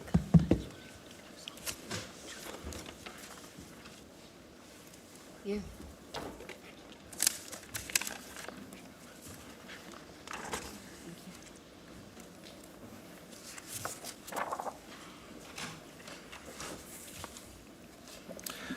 Good evening, Honorable Mayor Pro Tem and City Council members. My name is Matt Orlowski. I'm representing the Kuykendall Coalition today.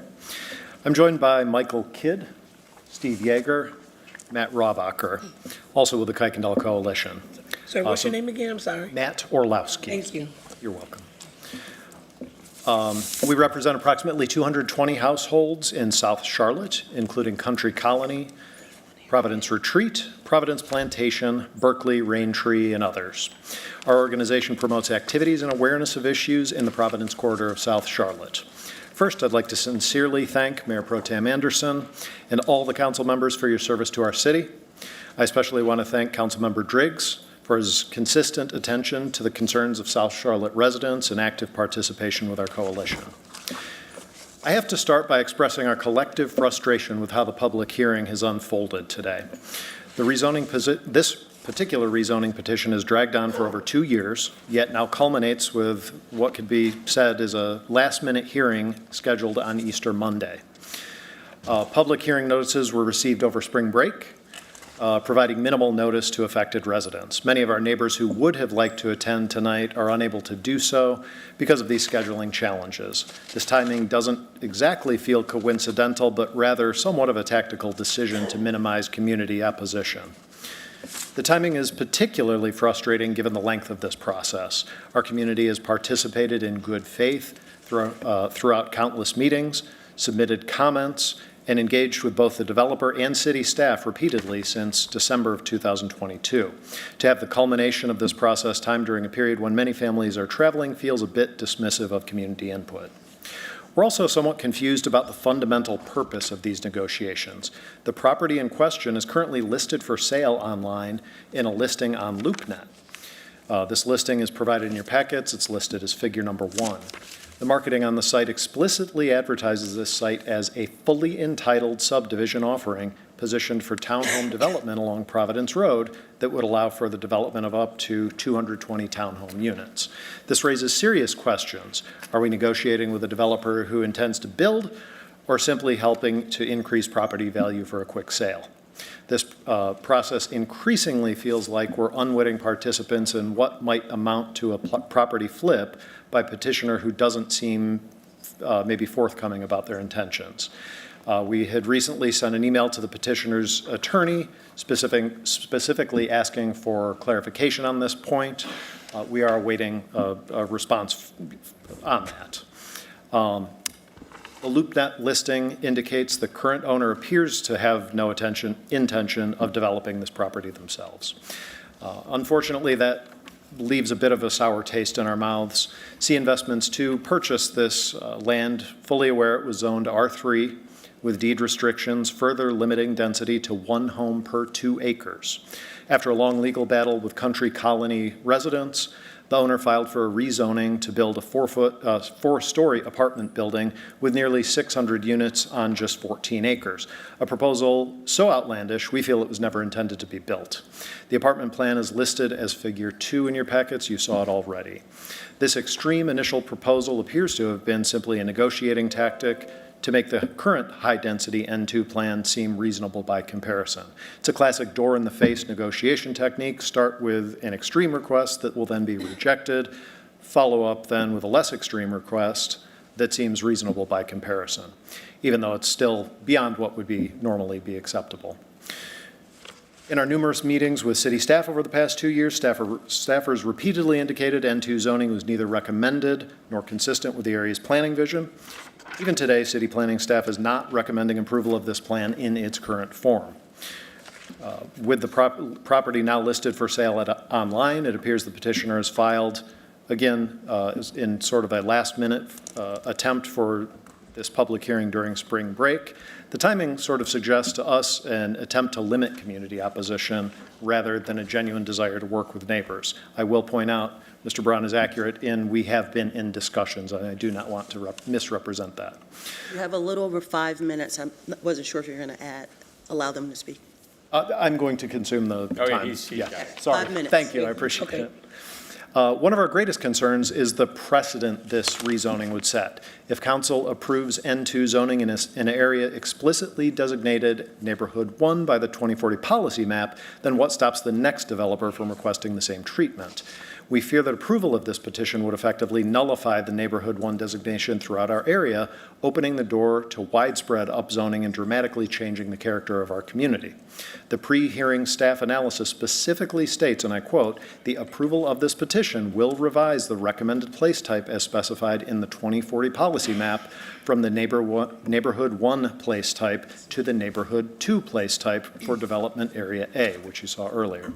This is a major change and one our neighbors have made clear they disagree with from the comments they've made on the draft 2040 revised policy map. You can see that included as Figure 4 in your packet. This is not merely about the rezoning petition in front of you today, but about whether Charlotte's planning framework carries any meaningful weight in guiding development decisions. Beyond our procedural and policy concerns, there are specific issues with the proposed development that warrant rejection or significant modification. Number one, density. The proposed 220 townhomes on 14 acres, it represents a density far exceeding anything in the surrounding area. This would replace what has previously contained approximately 7 single-family detached homes, a more than 30-fold increase in density. Secondly, open space, as previously noted and as noted in the staff analysis, enhanced care should be taken to thoughtful layout, design, and amenitize open space areas to match the character of the surrounding Neighborhood 1 area. The current plan divides open space in such a way that it's effectively useless as an amenity. According to the City of Charlotte's own description of an N2 place type, these developments, and I quote, typically include shared community amenities such as open spaces or recreational facilities and common parking areas. The proposed plan falls short of this vision. Thirdly, tree save. Staff comments about the petition appears to have included some disturbed land and areas without trees in proposed tree save areas. This is still truly a country lane that this land sits on. Every possible tree should be preserved for the benefit of the community. Despite these frustrations, I want to emphasize that our community would like to come to a point where we can endorse this rezoning petition. We come to the table with our minds open to suggestions, which is why we didn't print protest shirts or make signs tonight. We're here we aren't here simply complaining about traffic or about schools. While we would prefer this project to be developed under N1F zoning, the petitioner has made it clear he cannot financially make housing development under N1F work financially. Understanding this constraint, we've been in communication with the petitioner's attorney and are actively suggesting ideas that would make N2A zoning more palatable to our community. We're not asking for the impossible, just reasonable modifications that would help this development better respect the character of the surrounding community. So to recap, first, our neighborhood fully agrees with city planning staff's assessment that the proposed N2A zoning is inconsistent with established planning for our area. Secondly, we remain committed to finding a workable solution, even though we believe this process has been somewhat manipulated from the beginning. We respectfully ask that you deny this petition in its current form and encourage a revised proposal that will fully satisfy city planning staff's concerns and satisfy neighborhood concerns to make N2 zoning more compatible with our neighborhood's character. Thank you very much for your time and consideration. Thank you. Mr. Brown, you have 2 minutes.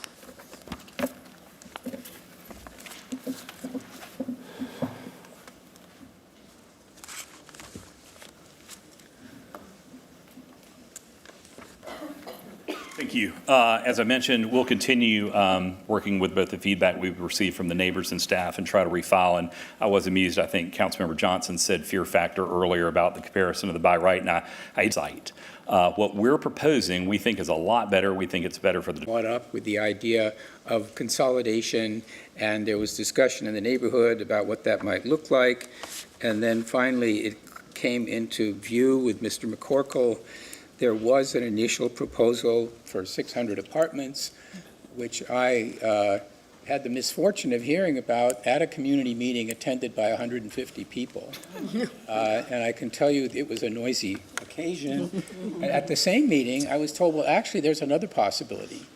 And I'm going, well, what is it then? We're here, everybody's out there, what are we talking about? So we did manage then to eliminate from the conversation the apartments. And I made it clear that the apartments would not get support from me. So I will comment, though, the staff has indicated they're not yet in support.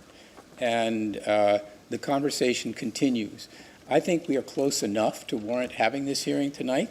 I believe that we will hear, whenever the decision comes, that changes have been made, that the work has continued, changes have been made, and I'm hoping that those changes won't actually call for sending back. I think we can fix this. I have to say I was a little surprised by the neighbors' comments because the first half of your remarks sounded like a flat-out rejection, and that is not the impression I got from talking to you. So it's unhelpful. I appreciate that the second half of your remarks was more in line with my understanding, which is that we are working on this proposal to get to a place where the neighbors have been properly heard and have had a voice. I've said repeatedly that in my opinion, the N2 designation is not the critical question and does not create a presumption about approval of N2s. It's a conditional plan, and basically what's at stake here is, will you allow this plan to occur, and what is the designation that supports this plan? So I've tried in my conversations with the residents to talk in terms of the plan and not the N or the number, because I disagree with the suggestion. There was a quote from the staff that says this will change the land use. That's a standard language. That's an ordinary thing. Whenever we pass anything, the language says, we thereby amend our plan so that this location is an N2. It doesn't imply anything in terms of what can happen nearby.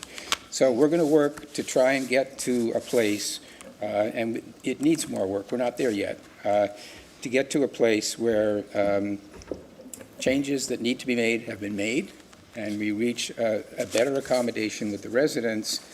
And I'm very hopeful that we can resolve this because it has been going on for a long time. And we spent, in my mind, more time than we should have dealing with the apartments before we could get down to the business of talking about a proposal that was, a little more reasonable, like 280 units across these 20-something acres, is in the context of the kind of things that are going on in Charlotte, not that far outside of the zone. So I would recommend, colleagues, that we not kind of get into a lot of discussion about this tonight because it's unfinished, and obviously ask your questions, but I'm just saying there is more to come on this one. Thank you. Thank you. I have Ms. Ajmer. Thank you. Well, Mr. Driggs, bless your heart, because when I heard about apartments 4 years ago, I was like, let me send some prayers your way. Certainly, we've come a long way. I've been hearing about this for at least 3 to 4 years.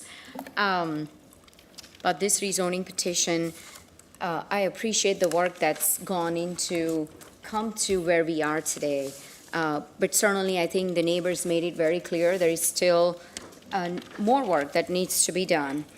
I looked at staff's recommendations, and staff does not. Staff has really taken very thoughtful approach in not recommending this, especially they are concerned about the density, the number of six-unit buildings on the site. They're recommending that to be reduced. And also, I didn't hear anything about commitments that are being made to ensure that there is harmony with the neighborhood's character. Could you comment on that, Mr. Brown? Well, again, I think almost half the site, 12 acres, is being downzoned to be single-family. I don't know that's ever been done under the UDO. So I think I was surprised to have the development team suggest that. So I think that there's a great deal being done that half the site, instead of being duplexes or triplexes like we talked about tonight, will be single-family homes. As far as the remainder of the site, again, we've got a Charlotte Lighton campus across the street. We've got multifamily to the north. So we've got some kind of big campus-type things going on. I think the transition, especially having the trees here, and then if you can look, the single-family homes that are adjacent to us, I think Matt Langston's done a nice job with the site plan. There are only 6 buildings that are facing that frontage, and they're kind of in a rhythm of a single-family home. On the north side, just 2 buildings. So I think there has been thoughtful design. Again, we're going to look at the building heights on that. And again, building heights here are allowed to be 48 feet. There's some very tall, there's some very big single-family homes, but we're going to see if we can lower our building heights there and adjust our open space so that it flows a little more, and maybe even folks from the neighborhood come up and stroll through.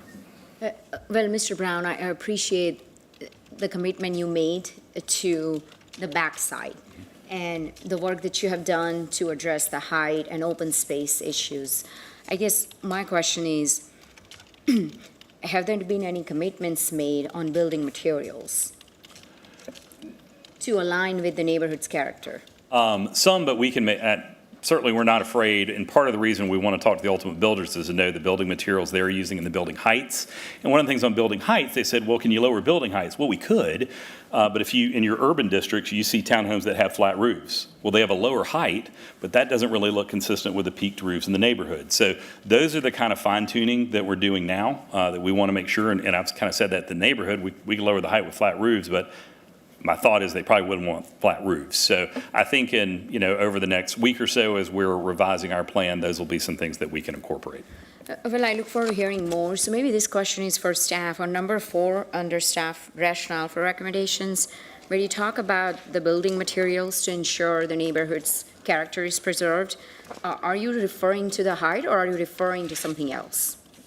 For the building materials specifically, we're referring to, we've requested that they add a list of prohibited building materials rather than preferred building materials as the conditional plan currently states.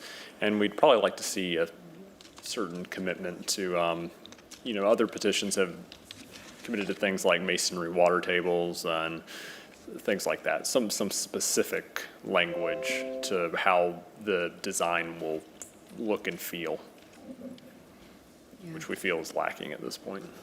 Yeah. So I think that's what I'm alluding to, not necessarily the height, but the type of material. We don't want it all look like a box.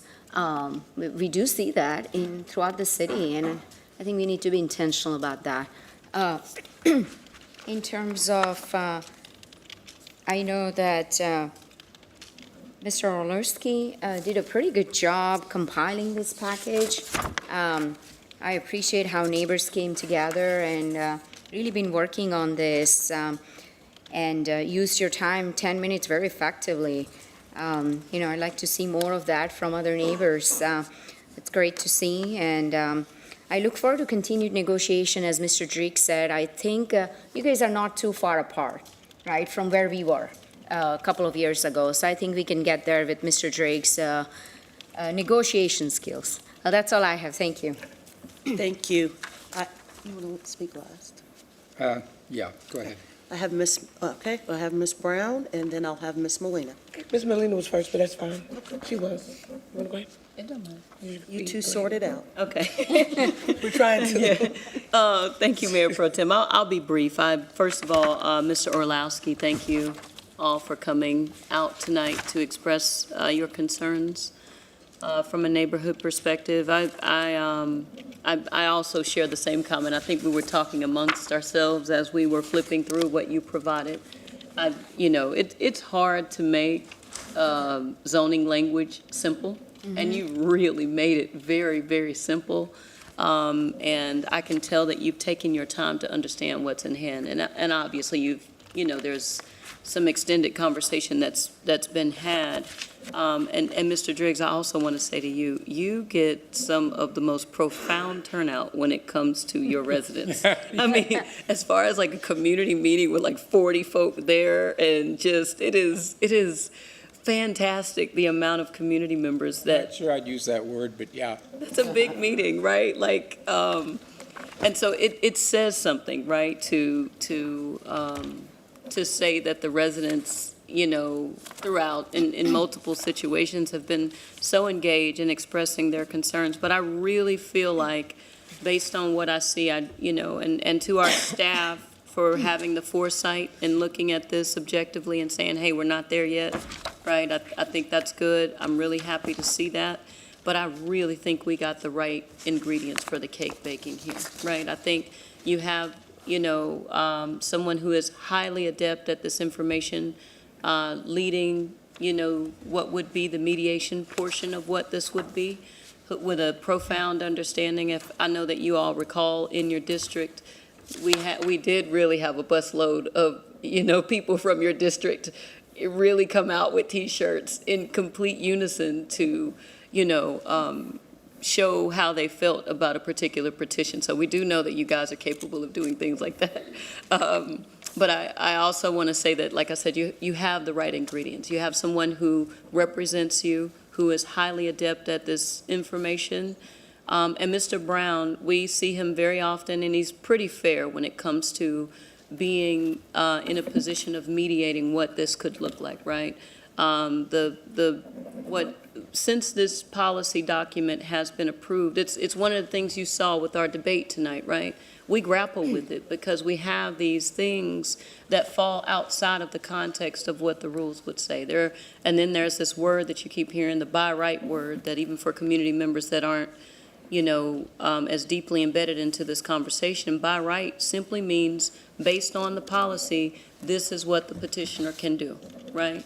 And this policy document supports density. So it means that, by right, without having to ask the council, this petitioner, if they own the land, they can have a density purpose for buying a petition or buying a parcel of land that supports said, density in that space.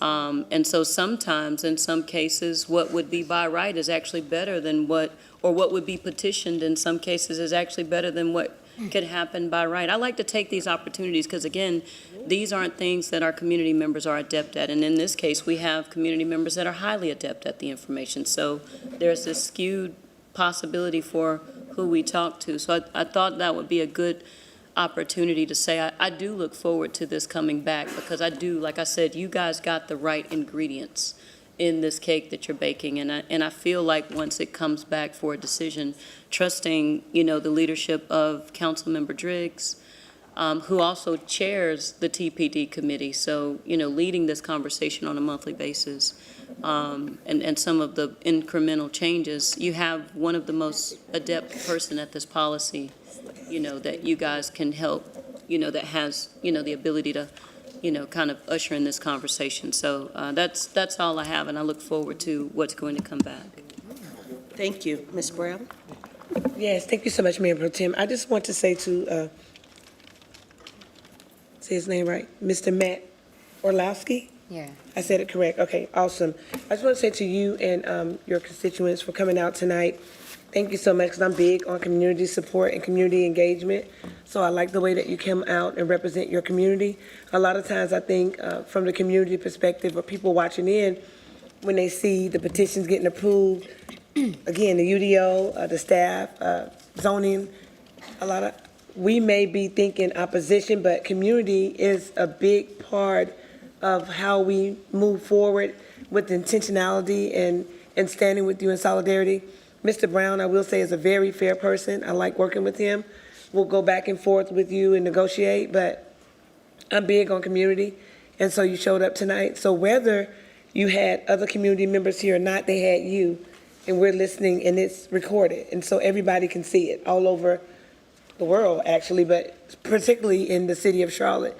It's on YouTube, it's on the City of Charlotte channel, and it's going live right now, but it's always saved. In all of our meetings, you can go back and look at them and dissect them and put things together, and you can hold us accountable to what we say and what we support. So community, to me, is well represented because you were here. This packet that you put together is like a college project. It's like an A+, and you broke it down the way that you should have broke it down, and so thank you so much. It's very understandable, and I hope with Mr. Driggs' leadership, who I admire a lot, that you all can come to common ground and work something out. But I wanted to tell you, it doesn't matter who isn't present. The fact that you were here, your voice echoed loud for your other community, and they should be proud to have you representing them. So thank you. Thank you, Ms. Brown. But before I hand it back over to Mr. Driggs, I just wanted to also thank the community for coming out on a Easter Monday. But we're here as well on a Easter Monday. And I certainly want you to have great confidence that there was nothing nefarious about holding the public hearing this evening. But I'm sure as the district rep has stated, it's about moving a conversation forward. And I spoke earlier about the spirit of cooperation in these petitions with the community. And I've certainly have heard that there's a spirit of cooperation here. And as was stated earlier, hopefully you can get to a place where you're on the same page. So look forward to the continued work. And of course, Mr. Driggs will do a great job of leading that conversation. And with that, I'm going to hand it over to Mr. Driggs. All right, well, let's wrap up. I wanted to say, first of all, Mr. Brown used the term downzoning a couple of times. Just want to be a little careful in the context of SB 382 to make it clear, okay, that we are not doing anything, because I know a lot of legislators are probably watching tonight. So this is being done by the petitioner in response to input from residents in terms of the not making the maximum use of the potential of the N1A. So just point that out. The other thing I wanted to say to the residents of Country Lane, you have all been heard tonight. I was there when there were 150 of you, I think. I heard then. But you have the benefit of really excellent representation. And that is a huge advantage for me and for you, because it means that we can have a constructive engagement. Often in these situations, you get a lot of noise from people, and it's hard to bring some structure into the conversation.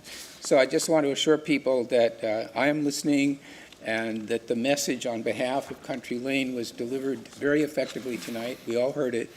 And I look forward to continuing to work with residents and their leaders and the staff, frankly, to tackle some of the questions that haven't been answered yet. Appreciate you being here tonight. Thank you. Move close. Second. Okay. I have a motion to close and second. All in favor, raise hands. Any opposed? That is unanimous. We will move on to agenda item number 19. Petition number 2024-124 by Aviation Metals of North Carolina, Inc. Approximately 7.32 acres located along Business Center Drive, west of Little Rock Road, east of Moores Park Drive, and north of I-85 in District 3, Ms. Brown's district. The current zoning is N1A, ANDO. Proposed zoning is ML1CD, ANDO. Conditional noise, airport noise disclosure overlay. Staff recommends approval of this petition upon outstanding issues related to transportation. And may I ask, before staff's presentation, do we have Ms. Hendrickson? Okay, so after staff's presentation, Mr. Carmichael will have 10 minutes, and then the opposition will have 10 minutes in aggregate to state your case, and Mr. Carmichael will have a 2-minute rebuttal. Thank you. Thank you. Petition 2024-124 is approximately 7.32 acres located on the north side of Business Center Drive, east of Melody Lane, and west of Little Rock Road. It is undeveloped and wooded and surrounded by a mix of uses, including established single-family to the north, recently developed industrial to the east, and Interstate 85 to the south. Current zoning is N1A, ANDO, that is Airport Noise Disclosure Overlay. Proposed zoning is ML1CD, ANDO. The 2040 policy map recommends the neighborhood 1 place type. The proposal would allow for up to 70,000 square feet of gross floor area of uses permitted in the ML1 zoning district. There are a number of uses that are prohibited, highlighted by adult use, animal shelter, various automobile-oriented uses, crematorium. Would limit the number of principal buildings to 1, would allow for up to 40% of the gross floor area to be devoted to office uses, commits to a minimum 100-foot Class A landscape yard, limits building height to 45 feet, locates the sole driveway near the eastern property boundary, furthest away from adjacent single-family dwellings, and commits to an 8-foot planting strip and 8-foot sidewalk along the site's frontage of Business Center Drive. Staff recommends approval of this petition upon resolution of outstanding issues related to transportation. The petition is inconsistent with the policy map recommendation for the neighborhood 1 place type. However, the site is located along an interstate frontage road adjacent to an industrial use to the east and within the airport noise disclosure overlay. The petition commits to providing a minimum 100-foot buffer to mitigate impacts to the established single-family detached residential uses to the north of the site. Petition prohibits many of the most noxious uses permitted in the ML1 zoning district. The site is within 2/3 of a mile of the Little Rock Road interchange with Interstate 85 and within 2 miles of the Charlotte Douglas International Airport. And I'll be happy to take any questions following comments from the petitioner and community. Thank you. Welcome, Mr. Carmichael. Thank you, Madam Mayor Pro Tem, members of the City Council and the Zoning Committee. I'm John Carmichael, and I'm here representing the petitioner tonight. With me are Jason Dolan and Todd Brown. I think I should have a PowerPoint. Yep. Thank you. So as Joe said, the site contains a little over 7.3 acres. It's located on the north side of Business Center Drive between Little Rock Road and Moores Park Drive. I-85 is immediately to the south of Business Center Drive. This is an aerial photograph of the site, and this is a zoomed-in aerial photograph of the site, obviously, but here's the site outlined in green. The parcels to the north contain single-family residential uses. The parcel to the west here is currently vacant, and the parcel to the east is zoned I1CD, and it contains an office, warehouse, and distribution building that contains 156,217 square feet of gross floor area, according to the tax records. This is a photo looking into the site from Business Center Drive. This is a panoramic photo of the site's frontage along Business Center Drive. I used that feature the other day for the first time. And as you can see from these photos, it's a wooded site, and there are no residential uses on Business Center Drive. So the site is currently zoned N1A, as are the parcels of land located to the north and the west of the site. As previously mentioned, the parcel to the east of the site is zoned I1CD and is improved with an office, warehouse, and distribution building. Petitioners are requesting that the site be rezoned from the N1A Airport Noise Disclosure Overlay District to the ML1CD Airport Noise Disclosure Overlay District to accommodate the development of a building on the site that would contain up to 70,000 square feet of gross floor area and would be devoted to office, warehouse, and distribution uses and potentially other uses permitted in the ML1CD zoning district. But there are numerous prohibited uses, as Mr. Mangum stated. The maximum building height on the rezoning plan is 45 feet. So this is the rezoning plan. This is Business Center Drive here, and then this is I-85. Access into the site would be via this driveway from Business Center Drive. The access drive is located at the eastern edge of the site, furthest away from the single-family homes to the north of the site. Passenger vehicle parking would be located in front of the building. The truck court would be located to the rear of the building. An 8-foot planing strip and an 8-foot wide sidewalk would be installed along the site's frontage on Business Center Drive. A minimum 100-foot wide Class A landscape yard would be established along the northern and western boundary of the site. This type A landscape yard would be undisturbed. And there's also a stream buffer along the northern portion of the site that's a little wider than 100 feet at various points on the site. This is CDOT's trip generation table. According to CDOT, if the site were developed with its current entitlement, it would generate 241 daily trips. The proposed zoning would generate 149 trips, according to CDOT. We appreciate the planning staff's recommendation of approval, and we will satisfy the two outstanding issues this week. They're really adding a typical note or standard note and adding labels to the rezoning plan. And we're happy to answer any questions, and we'll look forward to responding to the community's comments as well. We appreciate it. Thank you. Ms. Hendrickson and Mr. Galagos and Mr. Toganarli and Mr. Phillips, if you all come down, upon arriving at the podium, you will have 10 minutes in aggregate.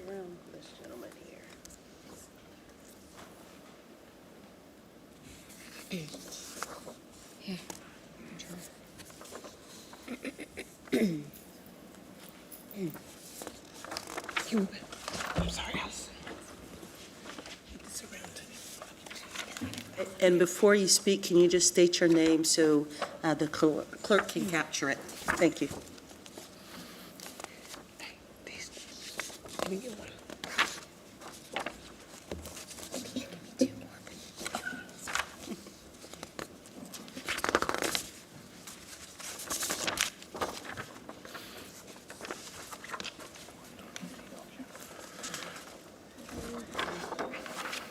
Good evening, Madam Mayor Pro Tem, members of the Charlotte City Council and the Zoning Committee.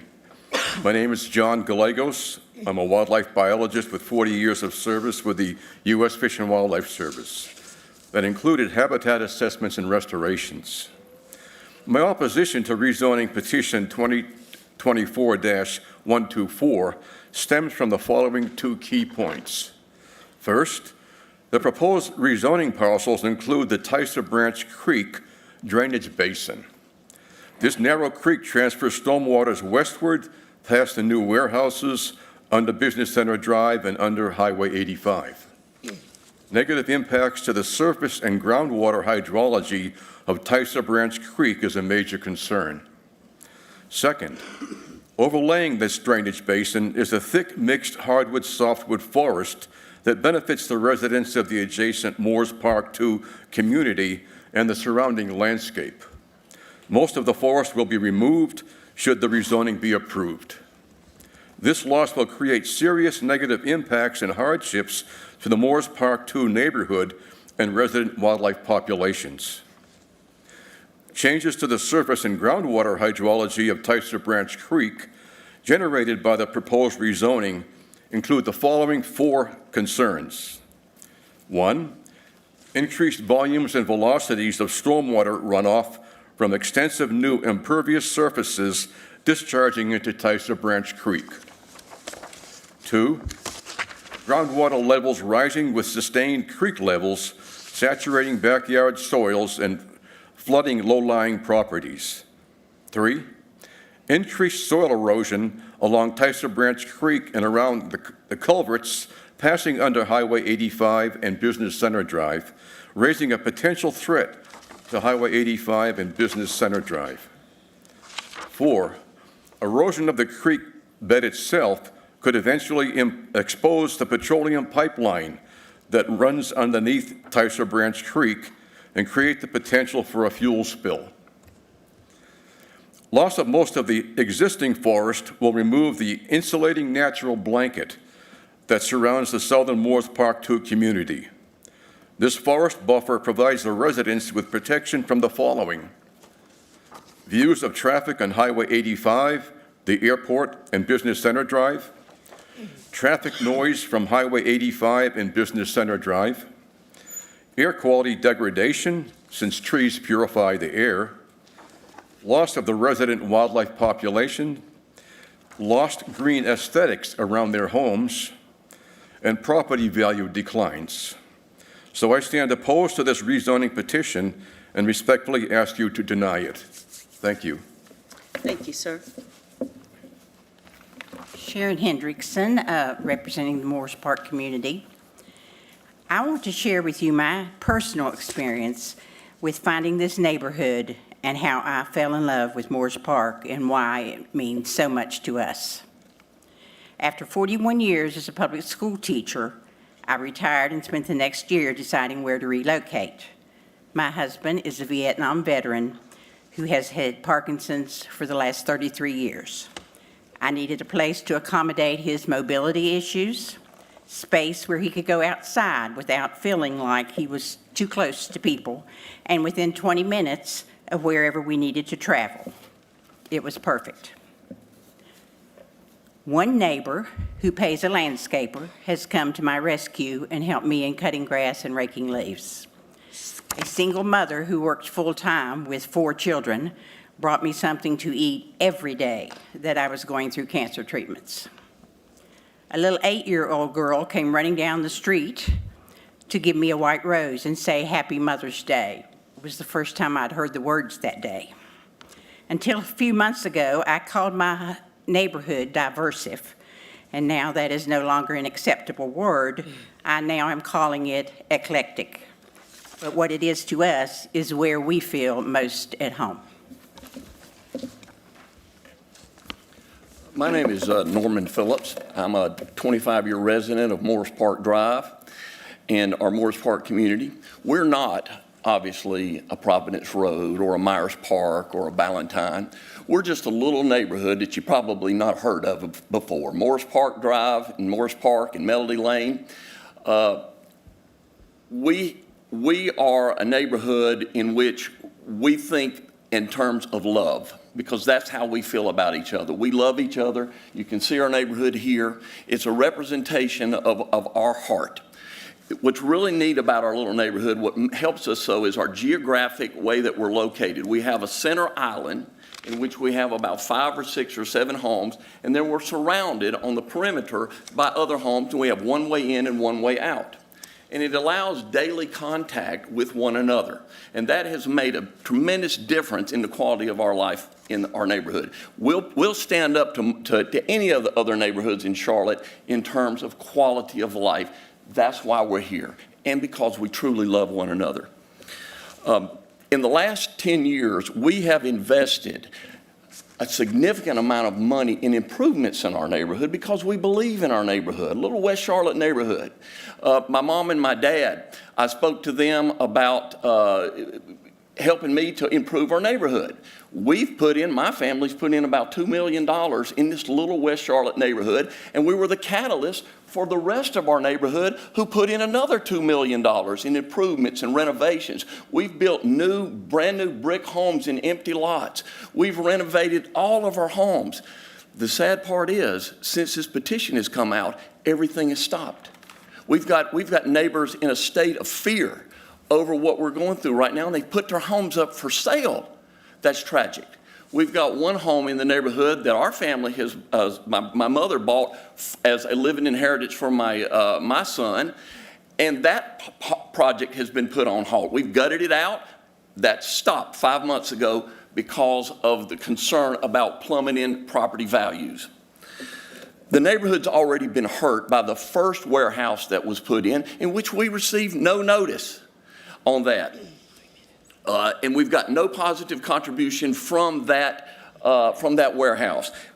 There's been more traffic, 18-wheelers coming in our neighborhood. We've got pictures on my phone full of pictures of 18-wheelers already can't get out of our little circle.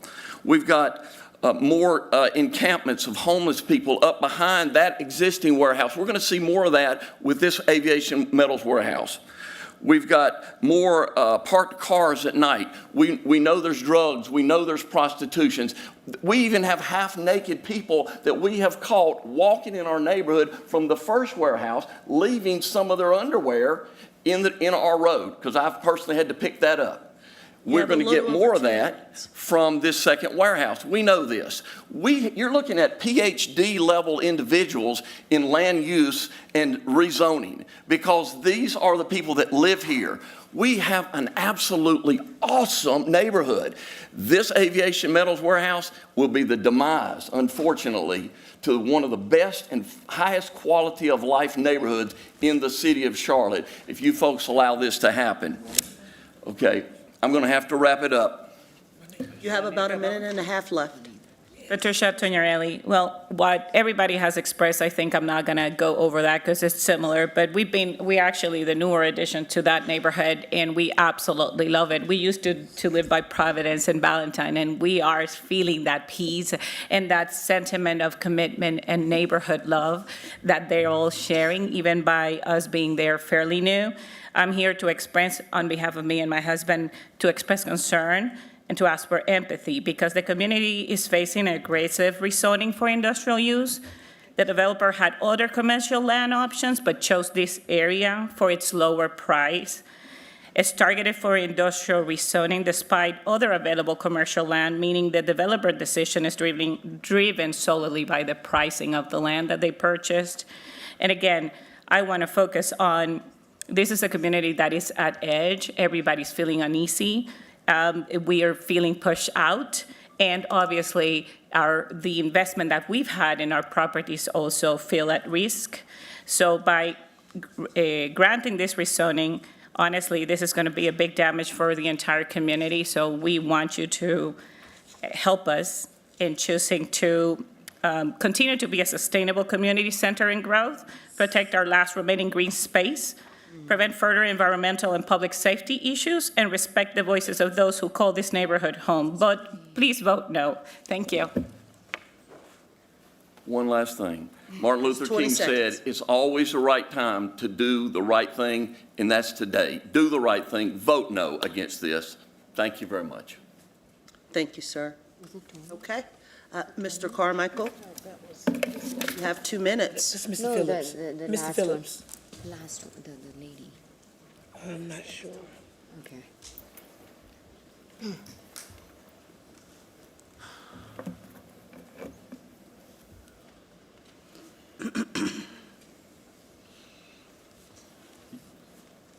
You ready for us? Yes, sir. I'm going to ask Jason Dolan real quick to talk about some of the concerns with the creek. Sure. Jason Dolan, 610 East Moorhead Street, Charlotte. I know some of the folks spoke about erosion to the creek, increase of floodwaters or stormwater from the site. We will abide by all of the requirements that post-construction and the UDO require us to follow. So stormwater will not be any higher than what it currently is. We will have a stormwater pond that will control that. And as As Mr. Carmichael mentioned, we're going to have a 100-foot undisturbed buffer along the rear of the property, so there won't be any erosion that will occur down near the creek. There should not be any issues with exposing an existing gas line that is in that area. Thank you. We're happy to answer any questions that you may have. Okay, thank you. All right, we'll start with Ms. Ajmira. Thank you. Let me first start by saying that regardless of where you live, whether it's west, east, north, or south, we all treat you equally. I just want to make sure that I understand that your neighborhood is very special. You care for each other. I think that's truly special to live in that neighborhood. I was reviewing this rezoning petition, and I struggle with it because there is close proximity to residential neighborhoods. So I understand the fear and anxiety that neighbors have for manufacturing site coming so close to them, especially concerns around clean air, water runoff, many environmental impact. So, we can only be truly a great city if we address quality of life issues. And I don't know how this rezoning would improve their quality of life. I see this as something that will negatively impact the residents nearby and their quality of life. So I struggle with this one. I will continue to work with the district rep before the final decision next month. I was going through staff's recommendation, and I know that this is inconsistent with the 2040 policy map, but there is a rationale behind it. I don't know if I necessarily agree with the rationale that you have. If you can speak more to that rationale, and if you can also address some of the quality of life issues of having a manufacturing site being so close to residential neighborhood. Sure. So this petition follows a petition next door that was approved about 4 years ago. So we viewed this as being somewhat similar. We realize it's getting, I'm not sure if it's actually closer to some of the units, but the frontage on Business Center Drive and on Interstate 85, I'm not sure that that's the best location for by right development if it went in under N1A, and apparently it hasn't been developed under that existing zoning.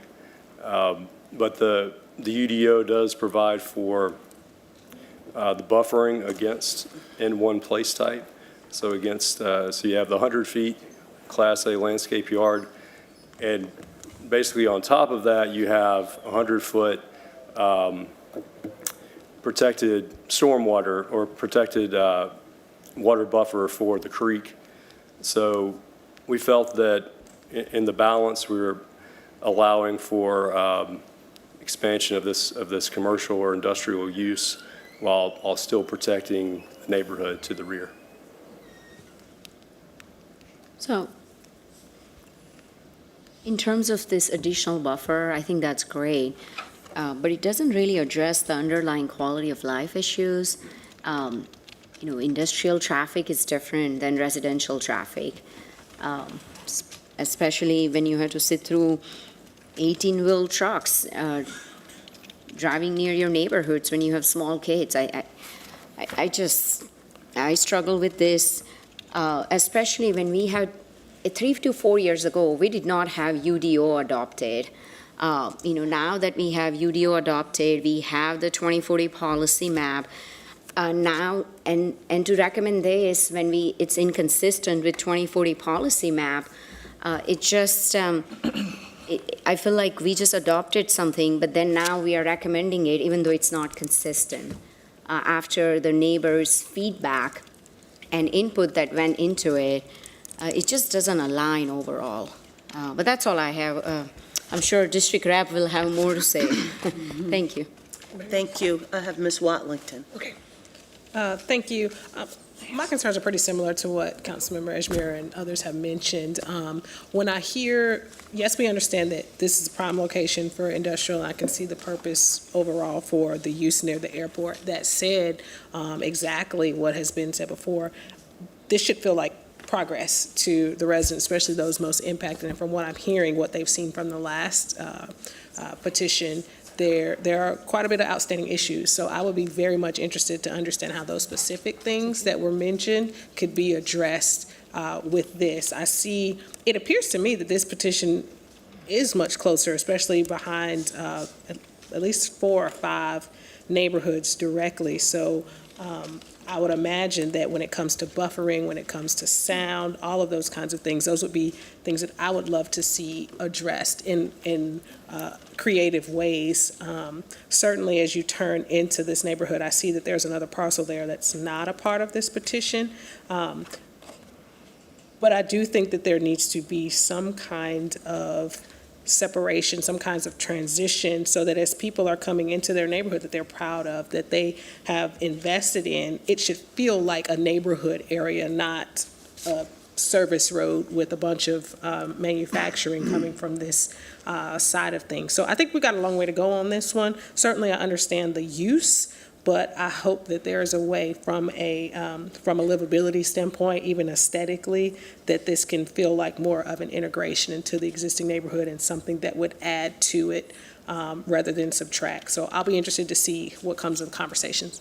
And can I just clarify one thing? This is light industrial. That doesn't minimize anybody's concerns, but it's not like a manufacturing facility with smokestacks and that sort of thing. Just want to clear that up. Absolutely, understood, and forgive me, I said manufacturing. No, that's okay. I just wanted to clear it up. Thank you. I have Mr. Driggs. Thank you, Mayor Pro Tem. Thank you all for being here. I can tell you, you have delivered your message very forcefully. We hear you. And Mr. Phillips in particular, a great speaker, okay? So when Ms. Brown doesn't want to be on council anymore, you can think about running. I know this is painful partly because in effect You can have my seat now. Where you go, Mr. Phillips?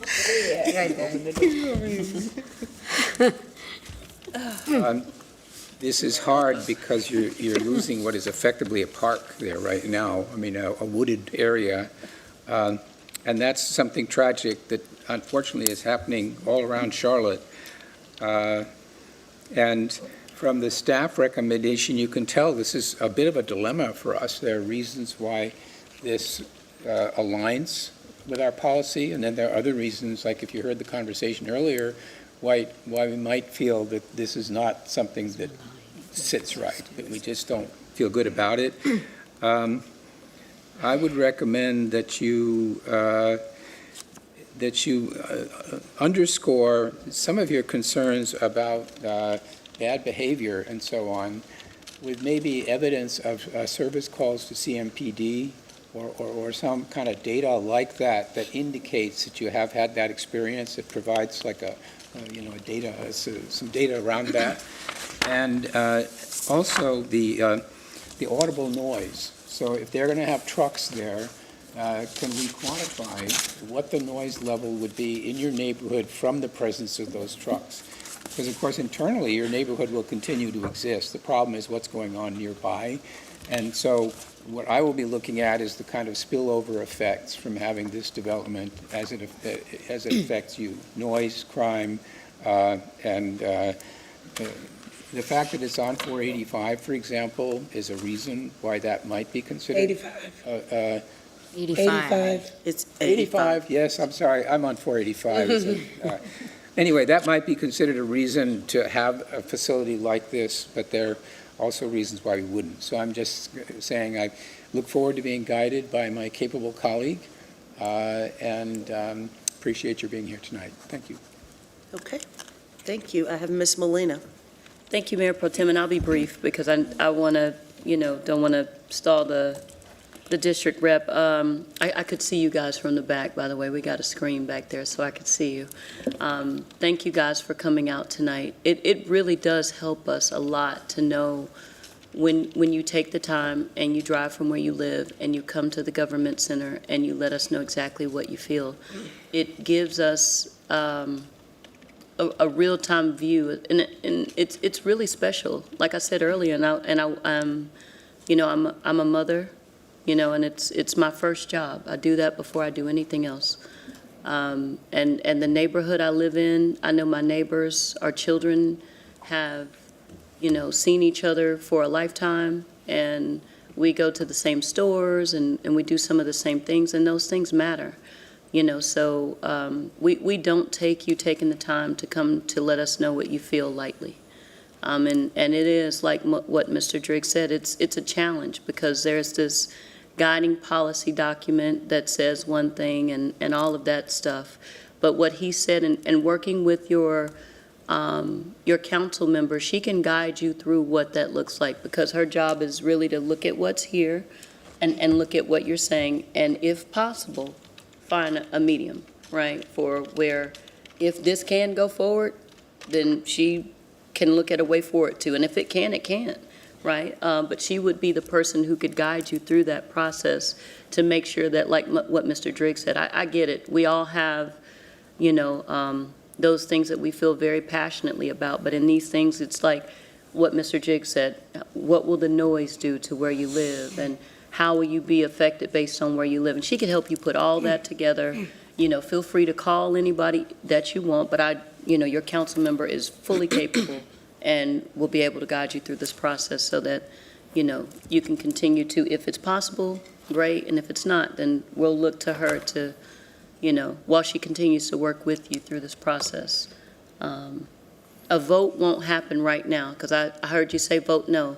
So the hearing process is what this is. This is basically you coming, and this is where you can say exactly what you're doing right now, and the petitioner says what they're doing. And then after this is done, then you have the continued conversation with your rep. It's not over now, right? You're going to talk to Ms. Brown, and she's going to let you know what's possible, what's not. But typically, we have a vote the following month. That's important to note. That doesn't always happen, but it's possible based on where you guys arrive in conversation. So lean on your district representative. Continue your conversation after you leave here with her, because tonight we don't vote, we just listen and we ask questions. That's what the purpose of the hearing process is. And then once we've had a hearing, then whatever we're having a hearing about goes to a vote. So that's, and trust me, I got neighbors too, that's not always clear from a neighbor perspective, because why would you have to know that, right?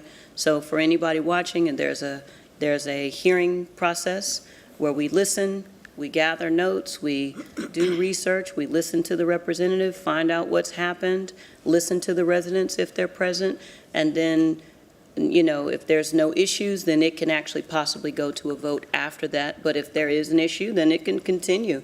I know you guys heard because you were here. There was one that Mr. Driggs had been working on for a long, long, long time. This can drag out, or it could be quick, but it's really going to depend on you guys. And that's being as transparent as I possibly can to make sure that you understand when you walk away what your next steps are. So that's all I have. Thank you. Thank you. I have Ms. Brown. Is there anybody else on council? Just me? All right, thank you so much. Hey, Morris, Chapel, my people, I love y'all. It's been amazing to get to know you, to attend your community meetings, to be out there, to change my shoes, to take off my heels for y'all. To really dig into this petition and to see your concerns. Mr. Phillips has called me, emailed me, sent packages, helped me understand the biologist. Is that correct? That may not know how to pronounce your name, but I know Mr. Phillips, and I know he represents you all very well. I've been out at your property because I care. I want to understand your concerns. My community, my constituents mean a lot to me. Your neighborhood is so spectacular. As I'm looking, my mom is aging. She's fine. She's 70, but I take care of my mom, and my mom lives with me. And so your neighborhood is a neighborhood that I considered moving into. Let's just be honest about it. It's a neighborhood that's historic, has value. I love everything about your neighborhood. I love the people in the neighborhood. Matter of fact, my aunt took care of one of your residents over there, and that's how I first learned of your neighborhood. But it's a hidden jewel. in your neighborhood. I want to go, and so I've supported Morris Chapel from day one when they called me. The one concern I did have, though, Mr. Phillips, because I'm very transparent, is I asked you to meet with myself and a developer, and you never did. I have to be fair, even though I love the community and I'm a huge advocate for my constituents, I have to show impartiality. And so I have to make sure that we meet. But you didn't meet Sir, with me. You can't, hold on, hang on, Ms. Brown. Hold on, hang on. No outburst, okay? And thank you. So what I'm saying, Mayor Pro Tem, is that I reached out to Mr. Phillips through email, and I asked Mr. Phillips to meet with me and Mr. Carmichael, and I never got a response. That never happened. And I know they may have met separately, but I'm the district rep, so I need to meet with everybody collectively so I can understand both sides of the spectrum, but that's neither here nor there. I just, for the record, I want people to know that I'm being fair, but I want to go back to staff.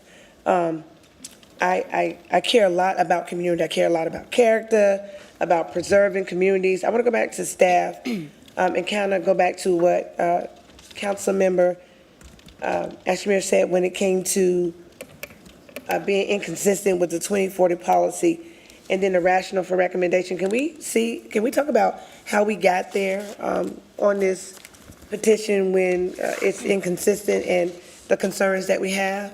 Is there a reason? I'm just concerned about it, so from my knowledge. So our first kind of look at it is referencing the petition that was approved 4 years ago right beside it, kind of examining that rationale, considering the access directly out to Queen City Drive or to, via Business Center to Little Rock Road.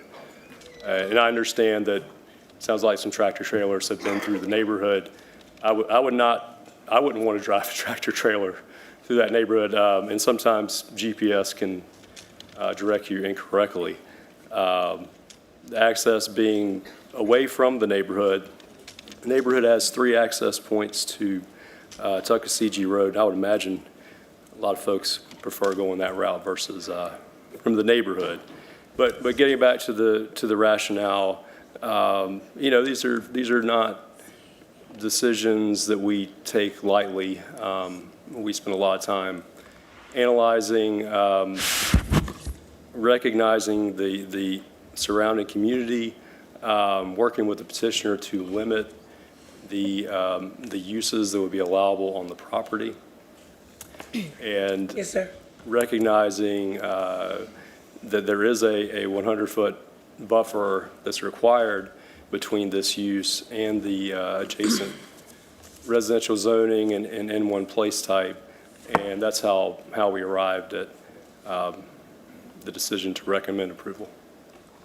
Okay, so I'm going to go back to Mr. Phillips because I spent a great deal of time out in the community, and Mr. Phillips prepared a package that was very knowledgeable and authentic and understanding for me on their opposition for the community. And as you can see, some of my colleagues still have concerns, the same concerns that I have, and I'm just trying to understand if there is any other concerns that we have that can be addressed. This is, for me, when I started out with Morris Chapel Road, staying with the community, and it was a hard no for me based off of the information that they shared with me.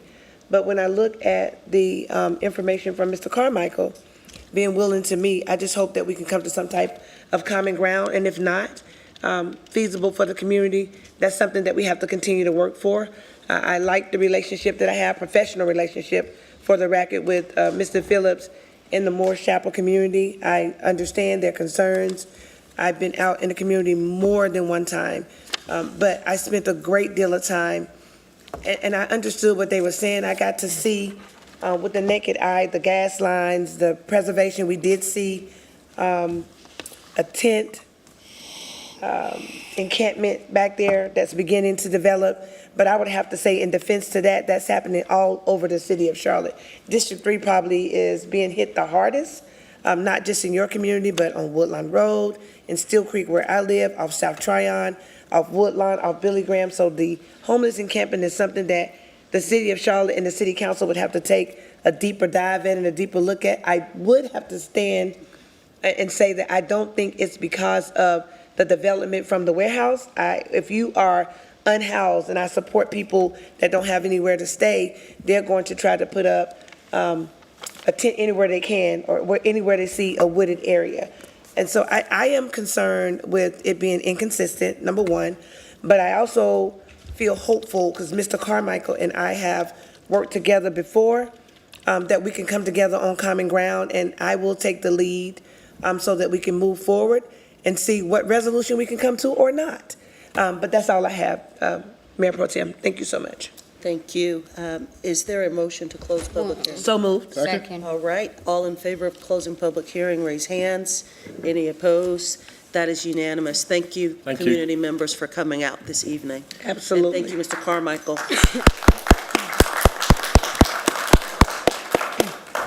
We will move on to agenda item number 20, petition number 2024-144 by Digital Moores Chapel LLC. The location is approximately 156.23 acres, located south of I-85, east of Moores Chapel Road, and west of Sam Wilson Road and District 3, Ms. Brown's district. The current zoning is I2CD. Proposed zoning is I2CD SPA. Staff recommends the approval of this petition upon resolution of outstanding issues related to transportation. After staff's presentation, I have once again Mr. Brown, as well as Mr. Shirley and Mr. Alves, who will have 3 minutes in aggregate to address. Thank you. Thank you. This site is over 150 acres, located south of I-85 along the east side of Moores Chapel Road, west of Sam Wilson Road.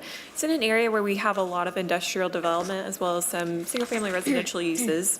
Property is currently zoned general industrial conditional. That's as a result of the previous rezoning. And they are proposing to go to the UDO's equivalent of that district, manufacturing logistics 2, with conditional plan as well. This would be consistent with the policy map's recommendation for M&L on the site. The proposal would modify portions of the existing entitlements from petition 2020-049. 2020 petition called for, proposes that the site may alternatively be developed with 3 million square feet of data center uses. Much of the conditions in the previous plan will stay in place, and the data center uses are generally thought to be less intense than the previously entitled warehousing and heavy industrial uses. Staff recommends approval of this petition upon resolution of outstanding issues related to transportation.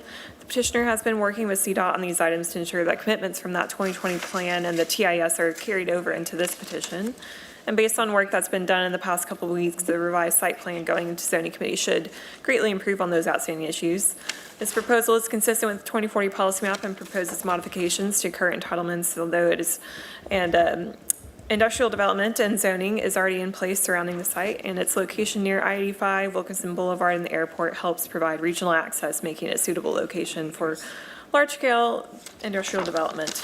The equitable growth framework in this area also identifies access to employment as the highest priority, so this development for industrial uses would speak to that.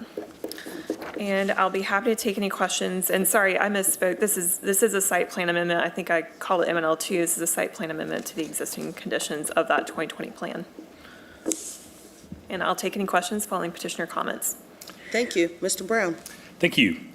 Mayor Pro Tem, council members, standing committee members, Colin Brown on behalf of Digital Moores Chapel LLC, which is Digital Realty. Andrew Alves is here from Digital. This is interesting. You know, when Holly says this, it sounds like, oh, this is a major rezoning, but just kind of want to recap what does make it interesting. This was a very high-profile rezoning of 150 acres of land about 4 years ago. It was rezoned by the Keith Corporation to be a logistics facility, so lots of trucks coming in and out of this property. There was great debate with the community. We came, I think we met with Ms. Brown at the end of last year to say, hey, here's a unique opportunity. So the site is already zoned for industrial. Digital Realty is a developer of data centers. As you know, there are great demand for those. This property is already permitted for data centers. So when they purchased it, they knew they could come in and build a data center right now with no zoning changes, right? What we also know is there's great demand in Charlotte for data data centers. And if this is a place where a data center is allowed, what we learned is the zoning on this property allows 1.5 million square feet of warehousing and logistics uses. So if you've seen a warehouse, you know, they're one story. They've got these racks that go up. They can be 60 feet tall. So Digital's got it, and there's great demand for data centers. It's zoned. They can now build 1.5 million square feet of data center. But frankly, that's a little bit of a waste. If this site is already entitled for that, its buildings are allowed, they can have buildings that are 60 feet tall. What Digital could do is they could put a second floor on the building and put another set of data centers, not have to disturb any more land in Mecklenburg County. But under ordinance, if we add a second floor, it counts as twice as much square feet. So the whole purpose of this rezoning is to allow a second floor. The building does not get any taller, right? Because the building that's allowed today can be a warehouse that gets taller. So this is how we started the conversation. We went out to the neighborhood, which was very involved in the first rezoning. We had an initial community outreach meeting, and then we had our official community meeting, which we had good turnout for too. The feedback was pretty good. You know, frankly, folks said, you know what, we would love for this to be undeveloped. We would love for that to be a conservation area, but that ship has sailed. And so we'd be, you know, this will probably be less intensive. We'll have less trucks. So that is the look of things. Digital has already dedicated area for a future park and has plans for a greenway. So anyway, good conversations with neighbors. They've had good turnout. I think they're pleased to have a less intensive use in their neighborhood than what's currently allowed. Fewer trucks, less traffic, and kind of a quieter neighbor. So happy to share that. I do owe Dr. Epps a call. I was a little bit out of pocket last week on spring break. They have had some questions for us about some things we might do for Park and Rec, and I'm a follow-up on that as well. Happy to take questions. Thank you. I have Ms. Mayfield and then Ms. Johnson. Thank you. I'm actually going back to staff to get a better understanding. So this particular current zoning would allow for a data center this close to residential. When we have CIAP plans, there have been many conversations over multiple years regarding the environmental impacts of data centers. This current, prior to this rezoning for a second floor, a data center can be built on this lot? So the plan previously allowed for warehousing and general industrial uses. It did not specify data centers. I don't think it expressly prohibited data centers, but it wouldn't have been permissible or possible under the current 2020 plan, 2020-049 conditional plan. So this rezoning is necessary to allow that as a use to the site, as a site plan amendment to the 2020 plan. Okay, for clarification, then I'm going to come to you, Mr. Brown, because you mentioned that it could currently be built. So could you clarify that, please? That's correct. Data center uses are permitted use under the existing zoning. The second level is the only thing in question here. Yeah, it just isn't possible under the current plan, so. And frankly, Digital purchased this property. They did a great amount of due diligence, purchased this property from the Keith Corporation to build a data center instead. So they're going to build a data center here. It is allowed. It certainly makes sense for us, for efficiency's sake, if a data center is going here, we might as well have a second floor, height's not increasing, building's not increasing, do it here and not somewhere else. So coming back to staff. So this initial request, whereas this particular petitioner, their intention was to build a data center. We have put a lot of investment and time into our CIAP plan. There have been numerous concerns regarding environmental impacts regarding data centers. What is the proximity to the nearest residential to where this proposed center is going? I can get the number of square feet if I can get a second, but I will say generally the UDO doesn't parse out that use as needing to be an additional distance from residential uses. But are you looking for the number of feet from the nearest Neighborhood 1 place type because it has Neighborhood 1 along its western edge, and then those homes are really large lot residential, so there isn't anything extremely close to the boundary of this rezoning plan, and certainly the development, given also the buffers that are required within this plan against the residential areas. But in terms of did we consider data center uses specifically and calling that out as part of this plan and what the ordinance requires I-2 under the legacy ordinance, it also didn't parse out specific distances from where it has to occur from residential areas. But they do have the buffers, and it is generally thought to be a less intense use than just generally warehousing and industrial, as the current plan allows just a broad range of uses. That really didn't answer my question. So what I'm trying to understand is, as we're looking at this particular proposal, and we know there is quite a bit of water that is needed. We know the possibility of greenhouse gas emissions, strain on local utilities, the utility costs, loss of cultural area. As we're having this discussion, it will be more helpful to get a better understanding of the true potential environmental impact. It's not a hard stretch because we already have communities that have data centers in them. Thankfully, California has a lot more. But when we talk about, as a council, manufacturing and logistical areas that are far away or that are identified away from residential areas and the impact of that, and then having something like a data center that uses a lot of water, uses a lot of utility, communities, unfortunately, mainly lower income communities, because that's where the land is at, sometimes at a lesser cost, are the ones that face the biggest impact of this. It is concerning that this will be presented to us without staff providing additional information of the potential impacts, when again, we have invested number of years and dollars into our environmental protection plan. It is not just a concern of saying, well, let's just add a second floor to this.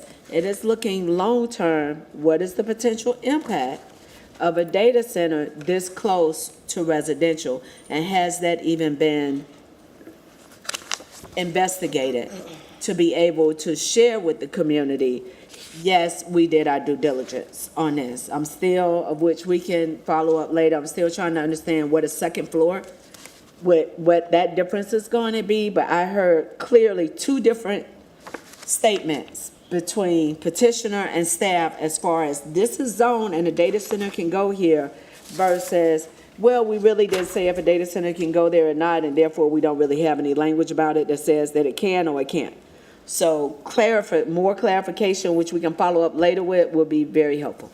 So, and I apologize if I added to any confusion. It's just that the use data centers could be possible in the IT district.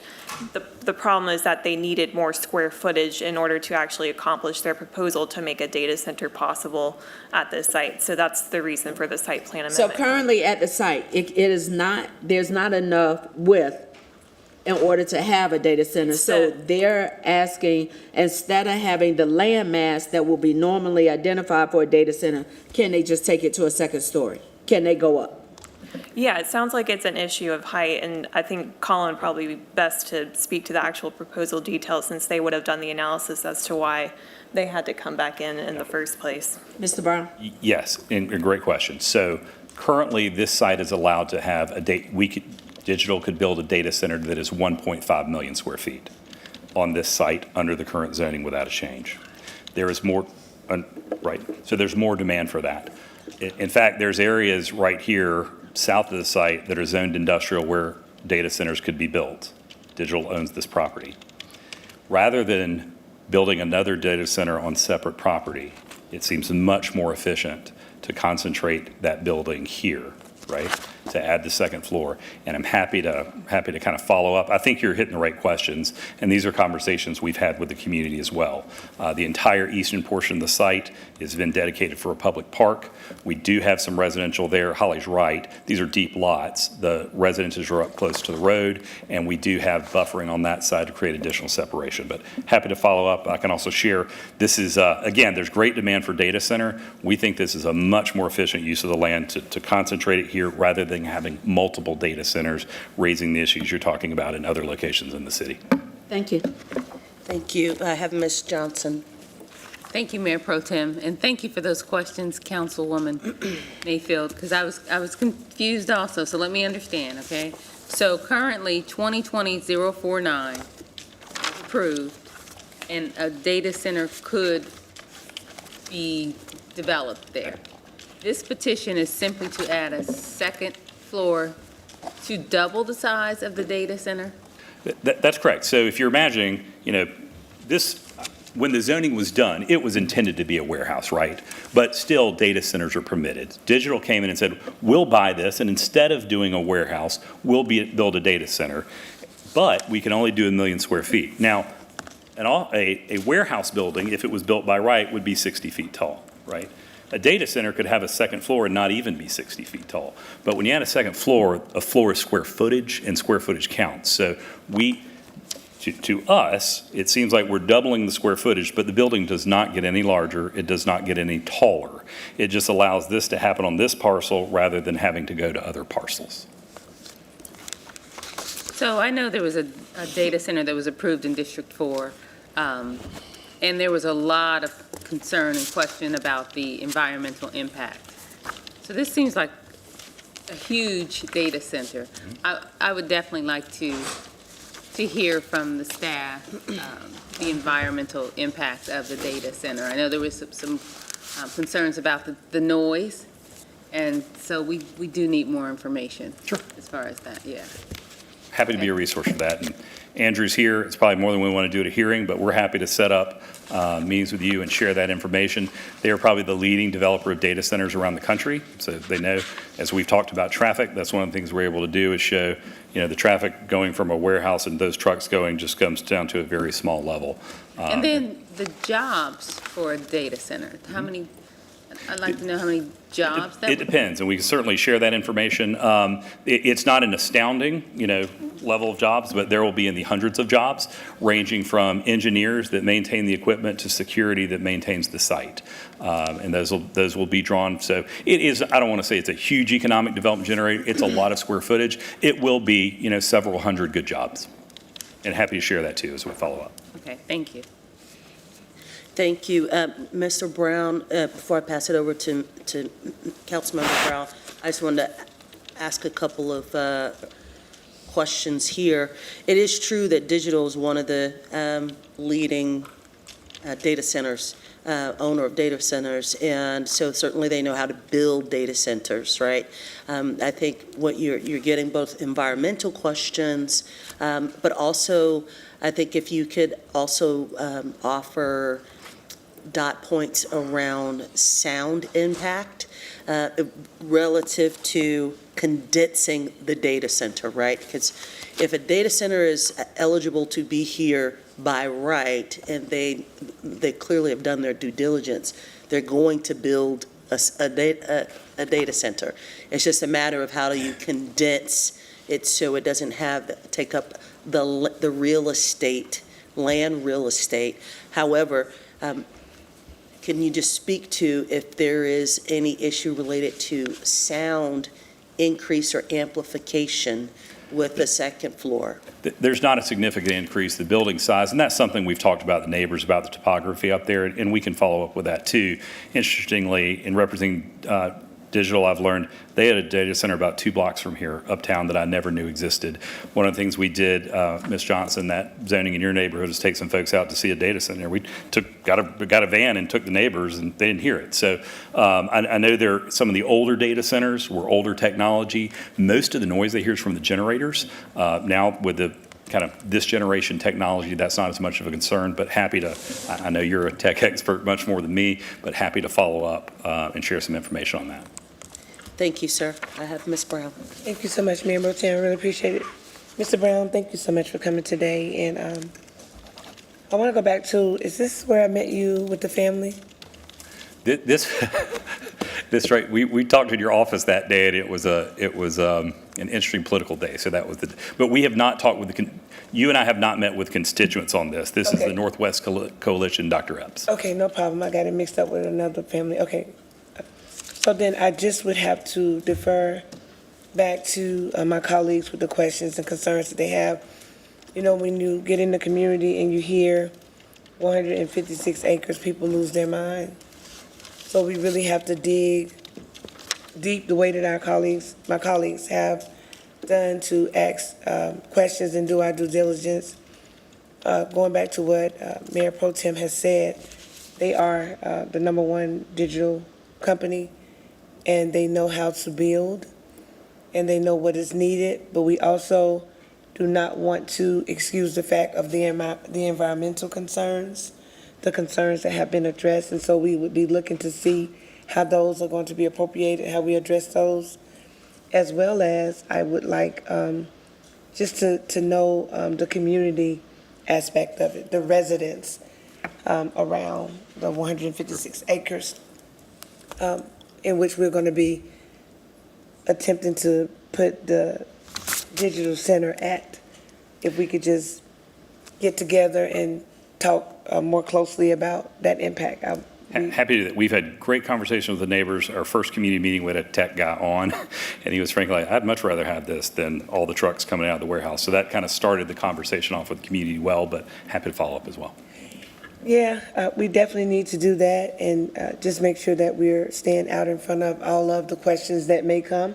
If we could be proactive, that way we've done all our due diligence, we've checked our boxes, and we can move forward with trying to see how we can make this work. But we definitely would not want to be remiss if we did not address the concerns that my colleagues have and the concerns that I'm sure some community members, business leaders, people that are in residence area around the area, their concerns that they would have. Just, we worked together on tough projects before.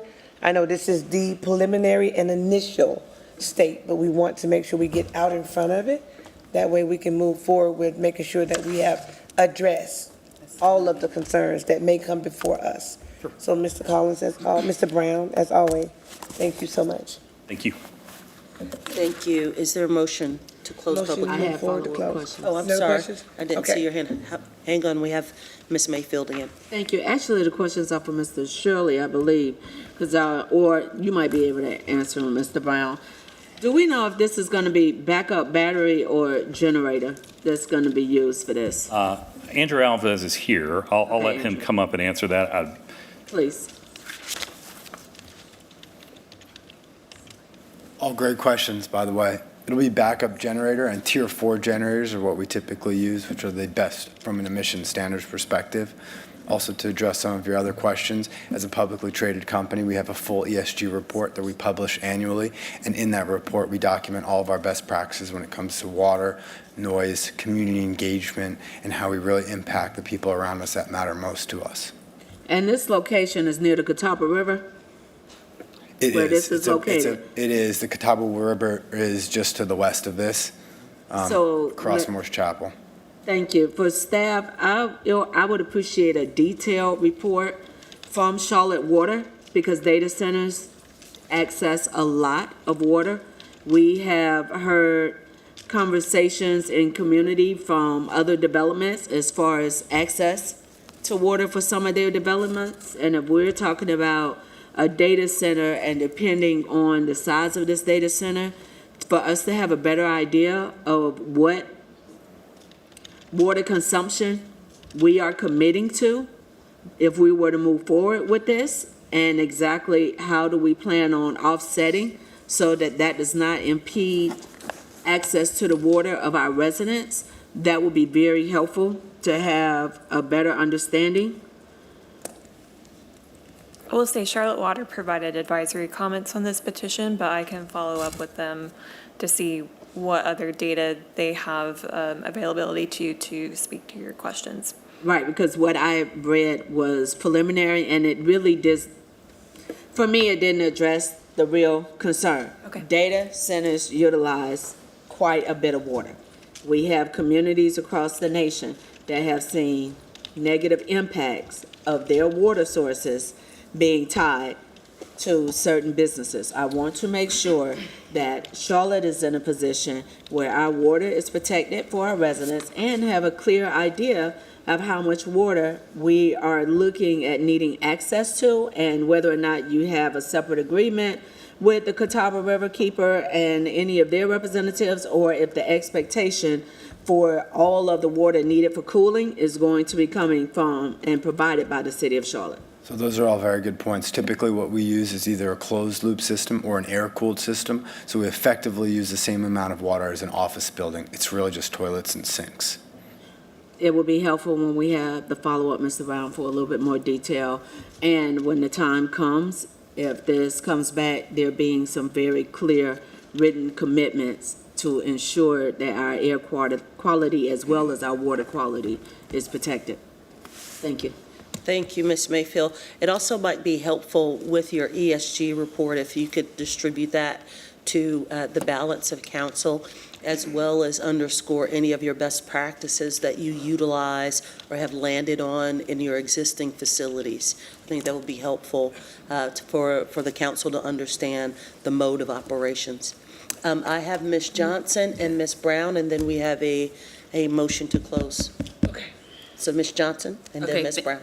Thank you, and I was just talking with Ms. Craig, and I would ask staff, because this references a past petition, 2020-049, I understand that we can't archive, or we can't upload all documents for all petitions, but I think it's important if a petition is referencing another petition, that information be available to us. For this petition, I wanted to know what the community reports indicated. For the other petition, it seems like I remember opposition, but I could be getting it. Yes. Yeah, like a lot of opposition, if I recall correctly. There was opposition.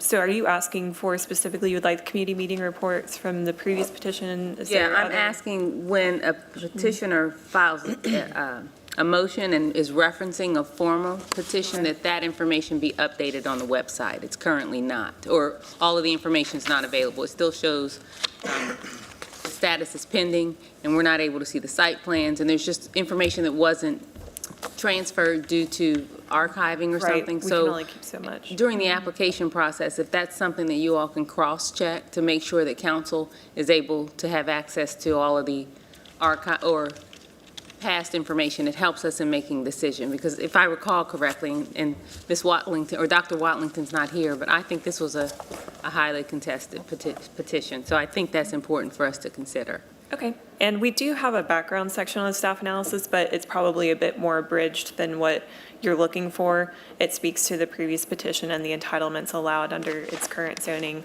but we can certainly provide the additional documentation on that 2020 petition for you. And staff is, of course, available at any time for anybody who needs petition information that's no longer available on the website, since we're limited in the number of years and what petition information we can house on the website. Okay. Just as a process, I don't know, and I don't know that it happens very often, if you all could just update that petition on the website, just for the public consumption as well. I think it's important. But, okay, thank you. Thank you. I have Ms. Brown. Are you finished, Ms. Johnson? Yes, thanks. Yes. Okay. Then she was looking through a book, so I wasn't sure if she was done. Thank you, Mayor Pro Tem, and thank you so much for the way that you are conducting this meeting tonight. I'm gonna give you kudos for that. Great job. Good seeing you. You do a great job sitting there. Mr. Brown, I just say there, I have jotted down a list of concerns on the petition, and I hope that we could, talk and resolve these together and look deep into the concerns that you had. We don't have to go back over them. They're already on record, but I do have a list of them. You and I can get together and we can discuss them accordingly and appropriately, and make sure that we can move forward with truth and transparency to try to get this resolved, to bring it into the district as it would see fit according to what we need to do to be in compliance with everything. And so that's all that I have. Thank you, thank you. We had a motion to close public So hearing moved and in a second. second. Did you get that, clerk? No, I didn't. Okay, so Ms. Brown was the Make the motion to motion, move forward to close. Second. and Ms. Johnson is the second. I thought it was Mr. Driggs. Okay, all in. Was back then. It was Mr. Yeah, Driggs I back thought it was then. Mr. Driggs. Back then. All in favor to close public hearing, please raise hands. Any opposed? That is unanimous. Thank you for coming out. And that will take us to agenda item number 21, petition number 2024-145 by David Land LLC. The location is approximately 8.85 acres located along the west side of I-85, south of Quay Road and north of Ridge Road in District 4, Ms. Johnson's district. The current zoning is N1A. Proposed zoning is ML1CD. Staff recommends the approval of this petition, and after staff's presentation, our friend Mr. Brown will be back with us for 3 minutes. Thank you. Thank you. This site is just under 9 acres along the Cabarrus County line, west of I-85, south of Quay Road. Much of the surrounding area is vacant land, zoned for industrial uses. Additionally, we have some commercial uses just to the north there, Concord Mills, as well as some residential uses dispersed throughout the area. The site is currently zoned Neighborhood 1A. They are requesting to go to manufacturing logistics conditional. This would be inconsistent with the policy map's recommendation for the Neighborhood 1 place type at this property. The proposal includes a couple of development standards. It doesn't have a full site plan, but it does have a couple of development standards. These note that the site may be developed with MNL1 uses. Driveway access to the site would come from the Cabarrus County side, and the existing outdoor advertising sign shall remain on the site. Staff recommends approval of this petition. The site is directly adjacent to nearly 300 acres of land that was rezoned as petition 2021-028. That allows for primarily manufacturing and warehousing uses.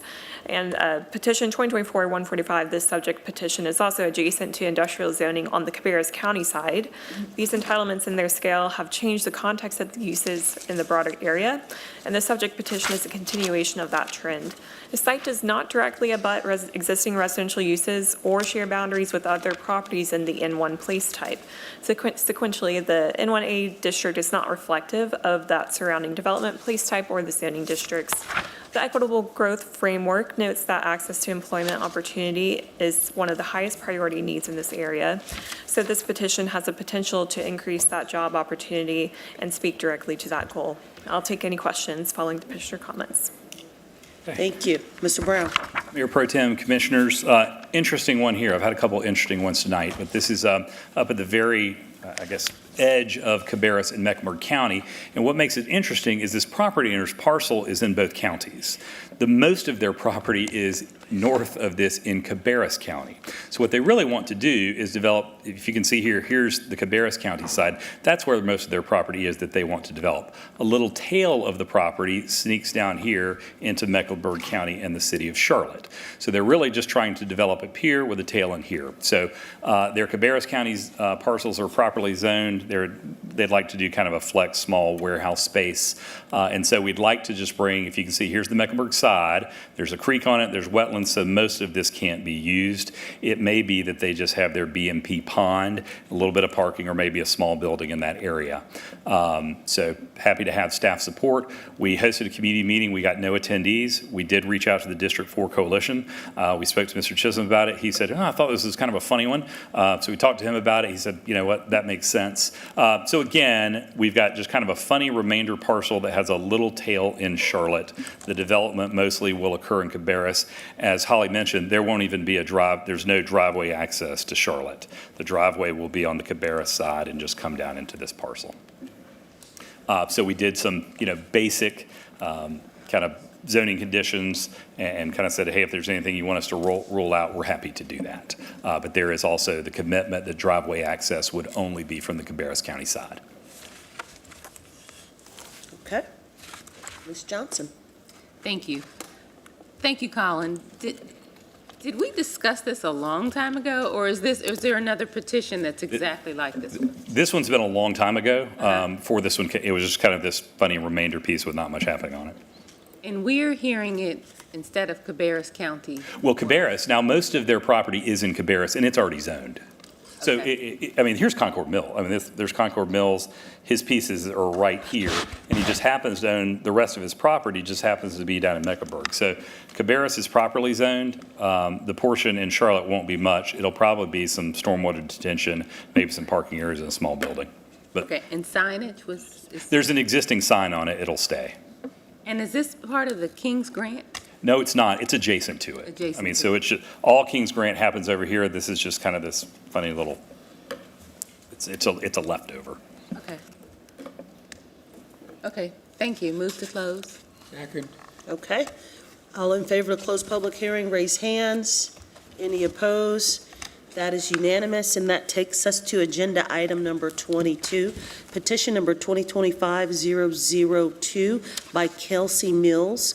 The location is approximately .28 acres located on the northeast side of East 36th Street, west of the plaza and south of North Davidson Street in District 1, my district. The current zoning is N1C. Proposed zoning is NCCD. Staff recommends approval of this petition, and after staff's presentation, Ms. Miles, you will have 3 minutes. Thank you. Petition 2025-022, or 002, is developed with a single-family dwelling. It's approximately .28 acres in size and is located on the north side of 36th Street, about an 1/8 mile from the west of the plaza. Current zoning is N1C, Neighborhood 1. The proposed zoning is NCCD, Neighborhood Center Conditional. 2040 policy map recommends the Neighborhood 2 place type. The NC district is inconsistent with this place type. Approval of this petition would revise the policy map to the NC place type. The proposal calls for the adaptive reuse of an existing structure on the property for a medical office use. Staff recommends approval of this petition as the neighborhood center zoning district allows flexibility in how the building is used, but the requirements for the district ensure the property will remain consistent with the character of the area. Happy to take any questions following the petitioner's presentation. Thank you. Welcome, Ms. Miles. Good evening, thank you. I do have a few slides, if you could pull those up, please. And if not, I'm happy to speak. Thank you. All right. I'm Kelsey Miles. Thank you guys very much for having me here today to speak in front of you. I am talking about 2025-002. This property is at 1107 East 36th Street, as you already indicated. It is adjacent to commercial buildings. It's across the street from multifamily housing units, and so there are restaurants across the street as well. That's the current property. That's the property that's there now. That's the property that you will see when it's hopefully rezoned. There will be no major outward changes. As you addressed, it's a adaptive reuse property, so there are very minor changes overall to the structure. Current zoning we already discussed. I'm not requesting any conditions or exceptions to that NCCD zoning. And my intended use is a medical/dental office for specialized pediatric physical therapy practice. I'm a physical therapist. Just a little bit about my practice. I am currently working about half a mile away. I just need a little bit more space. And I work with children, mostly age 0 to 6, with severe brain injuries and rare genetic conditions. I see kids from around the country and around the world. They come in supporting the local economy. They're staying in Airbnbs. They're eating at restaurants.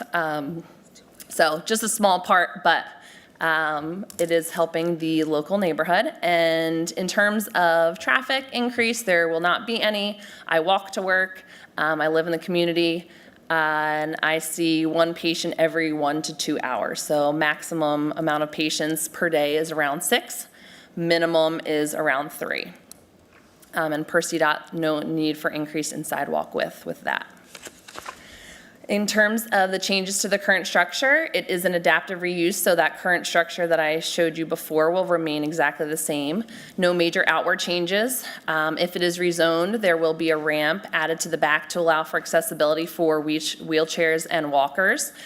There will be, there's a current driveway that's gravel right now. It will be paved for ease of use of mobility devices, as about 95% of my children use wheelchairs to maneuver around. 30 seconds. Thank you. And there will be minor changes to the inside of the house to make it ADA compliant. There will be no changes to buffers, setbacks, building height, open land space, architectural elevations, house frontage, sidewalks, or the tree canopy. All trees will be saved, and we will be actually planting additional trees. And then green building practices do not apply, affordable housing practices don't apply, no change in trash, no change in pedestrian practices. Again, trees will all be saved. And then as stated. Thank you. Thank you. Thank you, and great job with the presentation. Thank you. You actually answered a couple questions that I had. I wanted to ask some questions around the number of patients that you have. And first and foremost, very noble work that you're doing. That's wonderful. The adaptive reuse in this particular area is quite common, is relatively common in the NODA area. And so I see that you conducted a neighborhood meeting and you had 6 attendees. What was the feedback from the neighbors? So I actually conducted 2 neighborhood meetings. The first one was a virtual meeting with the 6 attendees. Everyone was very supportive. Most people were just kind of curious as to what was going to be happening there in the space. And then the in-person meeting was in front of the entire neighborhood of NODA. And they were all very supportive. They actually, I believe, if they have not sent it to you yet, are in the process of writing a letter in support of this adaptive reuse. Mm-hmm. Absolutely. Okay. Any additional questions? Ms. Johnson. Thank you. I was just going to ask if the neighbors were supportive, and you said they are, right? Yes, I have not heard anything bad in any regard. Everyone's been very supportive and excited to see this. The house is 98 years old this year, and they're excited to see that house remain. And you said you treat children with brain injuries? Yes, correct. Do you know I'm a brain injury advocate? I do not know that, but I love that. I am as well. You didn't see the skyline on March 24th. We'll have to talk. I would love that. Thank you. Thank you. All right. Okay. That's all. Excellent. Hearing no additional comments. Second. All right. All in favor of closed public hearing, raise hands. Any opposed? That is unanimous. Thank you, Ms. Miles, for Thank you very coming much. out. And we will proceed with agenda item number 23, petition number 2025-006 by Beacon RCP LLC. The location is approximately 94.46 acres, located on the east side of Rhine Road, south of Mount Holly Road, and north of Bellmead Drive in the ETJ, closest to County Commission District 2, Ms. Leake's district, as well as City Council District 3, Ms. Brown's district. Brown don't want it. The current zoning is I1CD. Proposed zoning is ML1CD. Staff recommends approval of this petition upon outstanding issues related to the environment. And after staff's presentation, we have Mr. Brown. Thank you. Thank you. 2025-006 is approximately 94 acres located on the west side of Rhine Road, south of Mount Holly Road, and north of Bellmead Drive. This follows a 2021 petition that included an additional 52 acres. So the site remains undeveloped. It's surrounded by a residential neighborhood to the west and mostly industrial commercial uses to the north, east, and south. Current zoning is I1CD. Proposed zoning is ML1CD. 2040 policy map recommends manufacturing and logistics place type. The proposal would allow for 1.275 million square feet of gross floor area of warehousing, warehouse distribution, manufacturing, office, and other primary and accessory uses permitted in the ML1 zoning district, with the exception of a long list of more noxious uses. Most of the transportation commitments that under the 2021 rezoning have been completed would provide for a minimum 100-foot Class A landscape yard along the western property boundary, as well as a dedication of 3 acres to Mecklenburg County for a future neighborhood park. commits to dedication of a minimum 90-foot wide trail easement along the western property boundary to Mecklenburg County for a future trail connection, and confirms that the development will have 0 foot candles at the property lines of adjacent single-family zoning. Staff recommends approval of this petition upon resolution of outstanding issues related to the environment. That is a tree survey that is outstanding. Petition is consistent with the manufacturing and logistics place type. And the uses that are proposed in this rezoning are consistent with those that were approved in the 2021 rezoning. I'll be happy to take any questions after petitioner's comments. Thank you, Mr. Brown. All right, ready to close it out. Mayor Pro Tem, council members, zoning committee members, Colin Brown on behalf of the petitioner. Beacon? Pete Kidwell is here to end the night with us as well. Told you I've had a couple interesting ones tonight, but this is pretty simple. Whole point of this rezoning is to change the letters. To change the letters. I guess that's the purpose of all of them. But this one, the current zoning on the property is Industrial 1 CD. Had this not had a conditional zoning when the UDO was in place, it would have translated to the new ML. I know the UDO gets a lot of bad rap, but Beacon is actually telling us, hey, we'd actually like to have the more modern ML1 zoning. So we're just getting rid of the old industrial zoning, becoming the new ML1 zoning, bringing all the commitments forward. Everything that was prior, in the prior rezoning, there were uses that were prohibited. All of those uses are prohibited. In the rezoning, when it came through, we had transportation commitments. They have all been completed.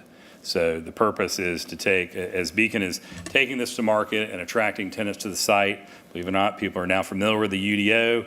They know they're looking for manufacturing and logistics, and Beacon wants them to find the ML here rather than the I1. So it is just really the change of our district classification, but really no changes to the site plan or the other commitments. We have had this was a contested zoning previously. I think the neighbors understand what's going on here. They're happy with those commitments, and so the feedback we've gotten was positive. Okay, thank you. Are there any questions? Yeah. Ms. Brown? Yeah, so that I understand you correctly, Mr. Brown, you're stating that what you're proposing for this petition is already in place? Well, it's already been approved. Essentially, this is the zoning that's approved. We're not trying to do anything different. Beacon would develop essentially what the current zoning allows. They'll just have a different zoning designation being ML. So we're not looking to increase any entitlements over what we already have. Right. You said. I did say the transportation improvements were in place. Okay. So there are certain things that Beacon had to do, and those have already been done and completed. All right, and So now development can take place. all right, so what transportation concerns were in place that they have already completed? Well, I'd have to get you a list of those, but I'm happy to follow up and do that. Yeah, I know you will, sir, no problem at all. I just wanted to ask since you put it out there because when people are listening, we want to make sure that we address those concerns. As well as previously contested by the community, what were they contesting? When the prior rezoning went through, they asked us to prohibit certain uses. There is the list of them. We have prohibited all of those uses. All right, and so this list right here, according to what was asked for you by the community opposition and the concerns that they had, you addressed those accordingly and appropriately. That's correct. Okay, then you and I should be pretty good on this, if it all checks out. This is pretty straightforward. Okay, all right. Anybody else got any questions? I have Ms. Johnson. Thank you, and thank you for that information about this list. Yes. So this is another example of of council needing that information. I knew you were going to say that. Yeah, had you made not the point shared last that, time. right? Yeah. We was gonna ask. So this is an example, and I would ask Allison if, when there's a reference to a previous petition, is it possible that petition can be updated in the system? Yep, well, we will make sure you have that information. No, not just me having it. Is it possible can this information be updated in the system? Let me check with our communications team because it's really, they're the ones that lead a lot of that. So we will make sure you have the information no matter what, whether it's as part of the new petition that's being requested or on the website. Okay. And hopefully we can update it, because it's not just for Renee or council, it's for the public to be able to access this information. So if we know that they're going to reference a past petition, a previous petition, that information's important. So things like community meeting and petition documents, I think, are important for us to be able to see and transfer that information in the new petition. And you're just saying, are you saying when you go to the website that it's available? Yeah, it's not Well, there. you're right, because on the community meeting, we spent half the community meeting explaining the prior rezoning. Yeah. So I get it. Okay. It'd be very helpful to have that information. And especially when you know that they're cross-referencing another petition. So if that information is available, I think it would be helpful for everyone. Okay. Thank you. Thank you. Ms. Brown, you had an additional I comment. did. I said, Colin, because that was not done because you spent a significant amount of time with the community in the beginning. Well, I just, to Ms. Johnson's point, when you're saying, hey, I'm changing the prior zoning, we spent a lot of time at the community meeting talking about the prior zoning. And for us, it's kind of easy because we know who to talk to because they were involved last time. So Okay. that's the case on this and the So digital for case. clarification and point of clarification for people that are watching, we will, Allison, try to do our best Yes, to absolutely. get it updated so that it's cross-referenced in the future. Yes. All right, Ms. Johnson, point well taken. Thank you so much. All right, Colin, thank you. Hearing no additional comments. Second. I have a motion to close public hearing and second. All in favor, raise hands. Any opposed? That is unanimous. Thank you. Mr. Brown. Mr. Brown, I think you're done for the evening. And that brings us to our final agenda item this evening. Agenda item number 24, petition number 2025-022 by Bill Scantlin. The location is approximately 5.80 acres located east of East W.T. Harris Boulevard, north of Harris Park Boulevard, and south of Delta Landing Road in District 5, Ms. Molina's district. The current zoning is R20MFCD. Proposed zoning is N2BCD. Staff recommends approval of this petition upon resolution of outstanding issues related to site and building design, transportation, and environment, as well as requested technical revisions. After staff's presentation, we have Bill Scantlin here, who will have 3 minutes to speak in the affirmative for the petition. Thank you. Thank you. This property is just under 6 acres on the east side of W.T. Harris Boulevard, north of Albemarle Road, in an area where we have quite a bit of multifamily and single-family residential developments, as well as some vacant land, as you can see to the south and west there. Commercial uses are located just south of the site along Albemarle and further north along W.T. Harris Boulevard. Property is currently zoned R20 multifamily conditional. That's as a result of a petition from 1988, and they are requesting to go to neighborhood 2B conditional. That request is consistent with the policy map's recommendation for neighborhood 2 place type at this site. The petition itself proposes 60 multifamily stacked units, and the site may also be developed with a clubhouse as an accessory use. Access to the site would be via an extension of Delta Landing Road. A Class B landscape yard would be installed along the northern, western, and southern boundaries of the site. And 8-foot sidewalks and planting strips would be provided along existing streets. Staff recommends approval of the petition upon resolution of several outstanding issues as well as technical revisions. The petition proposes uses that are consistent with the policy map's recommendation for the neighborhood 2 place type, as well as the existing improved entitlements on the site, but it would update the zoning to a UDO district more reflective of our current standards. The site is well connected to public transit and is just over a half mile to an activity center, which would help provide goods and services to future residents. And I'll take questions following petitioner comments. Thank you. You have 3 minutes, sir. We get a presentation going. And while it's firing up, I will say I'm Bill Scantlin, Louisville, North Carolina. I'm a multifamily developer, have been for about 21 years, and focusing most recently in North Carolina specifically. This project, Ryan's Way, the BTR Communities Group is the sponsor for this, It is a 2024 allocation from North Carolina Housing Finance Agency for about $1.29 million of credits per year, and as you probably know, that goes for 10 years. So we're looking at approximately a $16 million development, which will pay probably taxes in the range of $45,000 a year based on NOI evaluations. This is a 60-unit development. We're looking at focusing on individuals from the 30 to 60% AMI range. The market study that was used along with the NCHFA application a year ago indicated that in this market area there's a need for about 7,000 units of affordable housing that address the 30 to 60% AMI category. We're proposing 60 on this property. So we are looking at probably about 0.9% of addressing the need. The need is huge, as you all know. Compatible affordable housing developments in the market area are all 100% full with waiting lists. We're looking at 1, 2, and 3 bedroom units running anywhere from 715 square feet to 1,158 square feet, ranging in rents from $480 to $1,400 a month.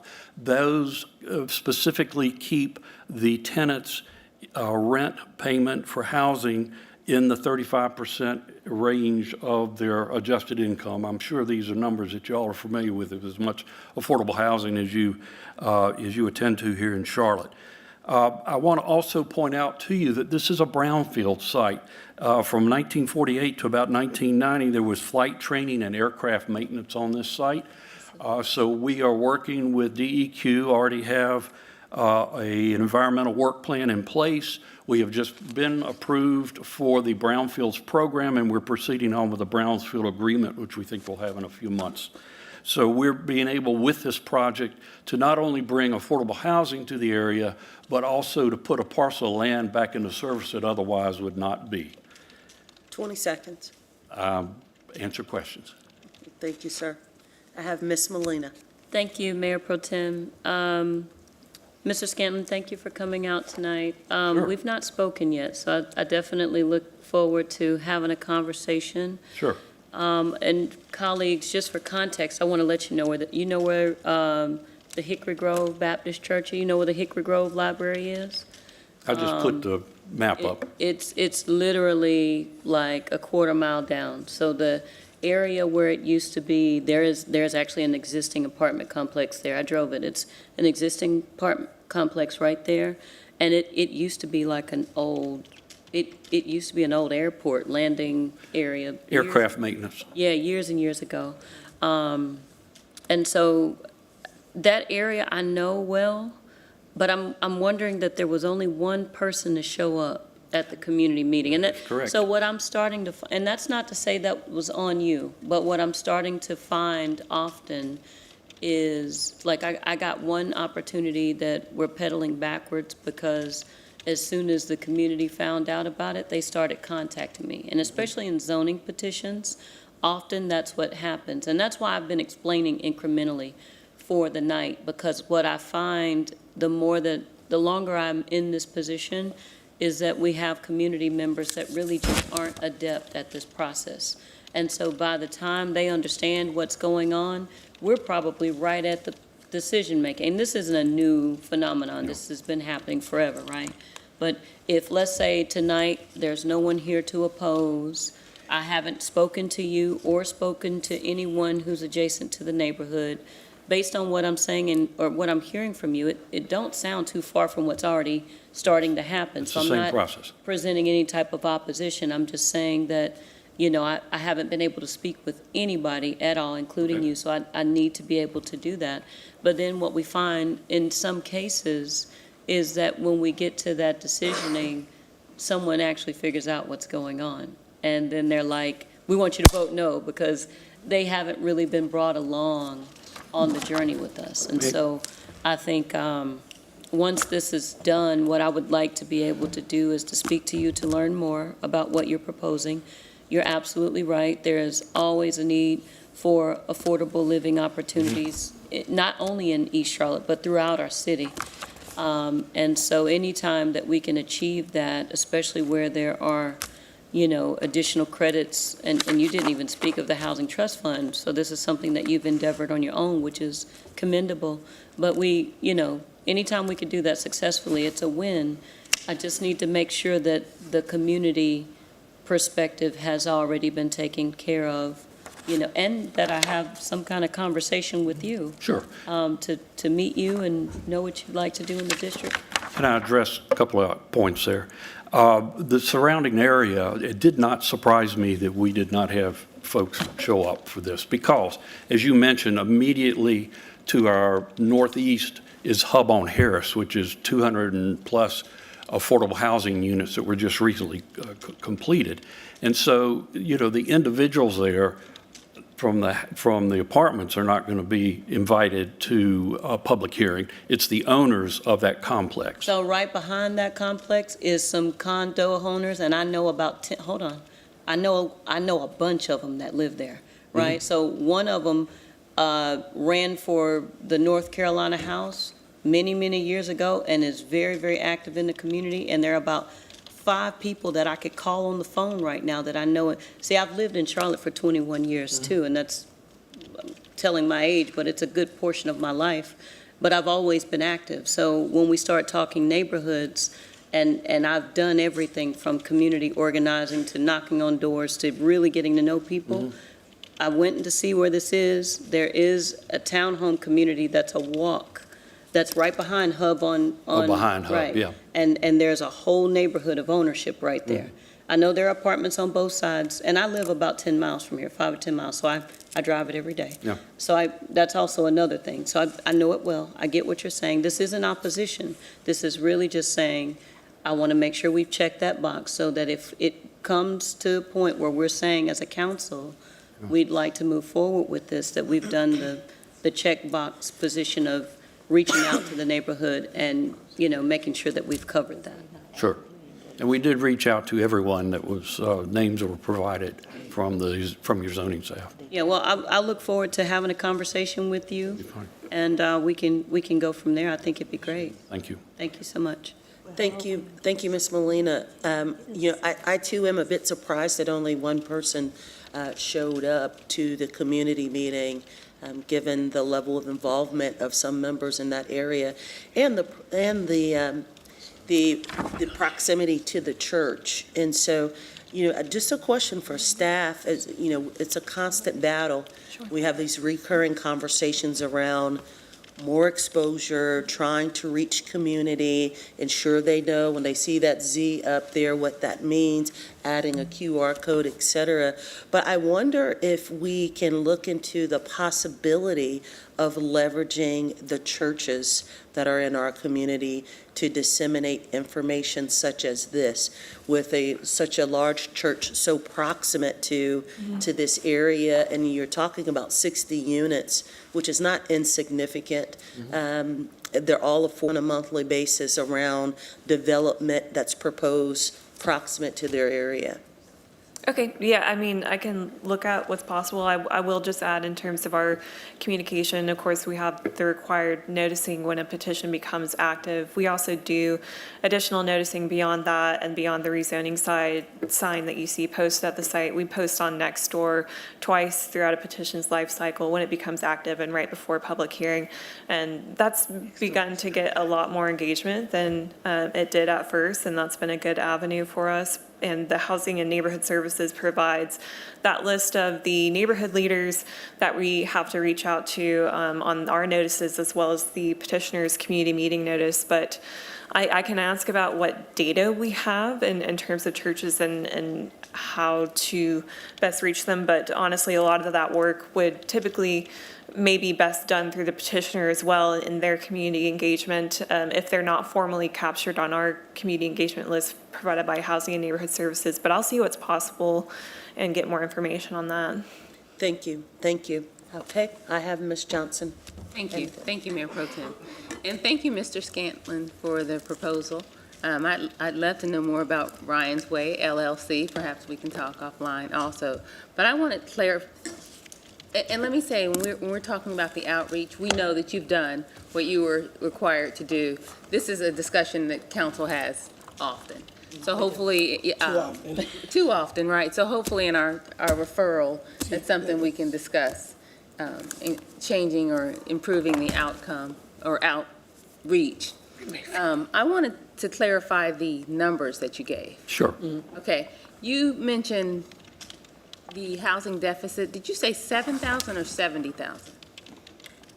I said in the market study that was performed for the North Carolina Housing Finance Agency proposal that the market analysts calculated a need, this was a year ago, of over approximately 7,000 units of affordable housing needed in the range that we're targeting, which is 30 to 60% of the AMI.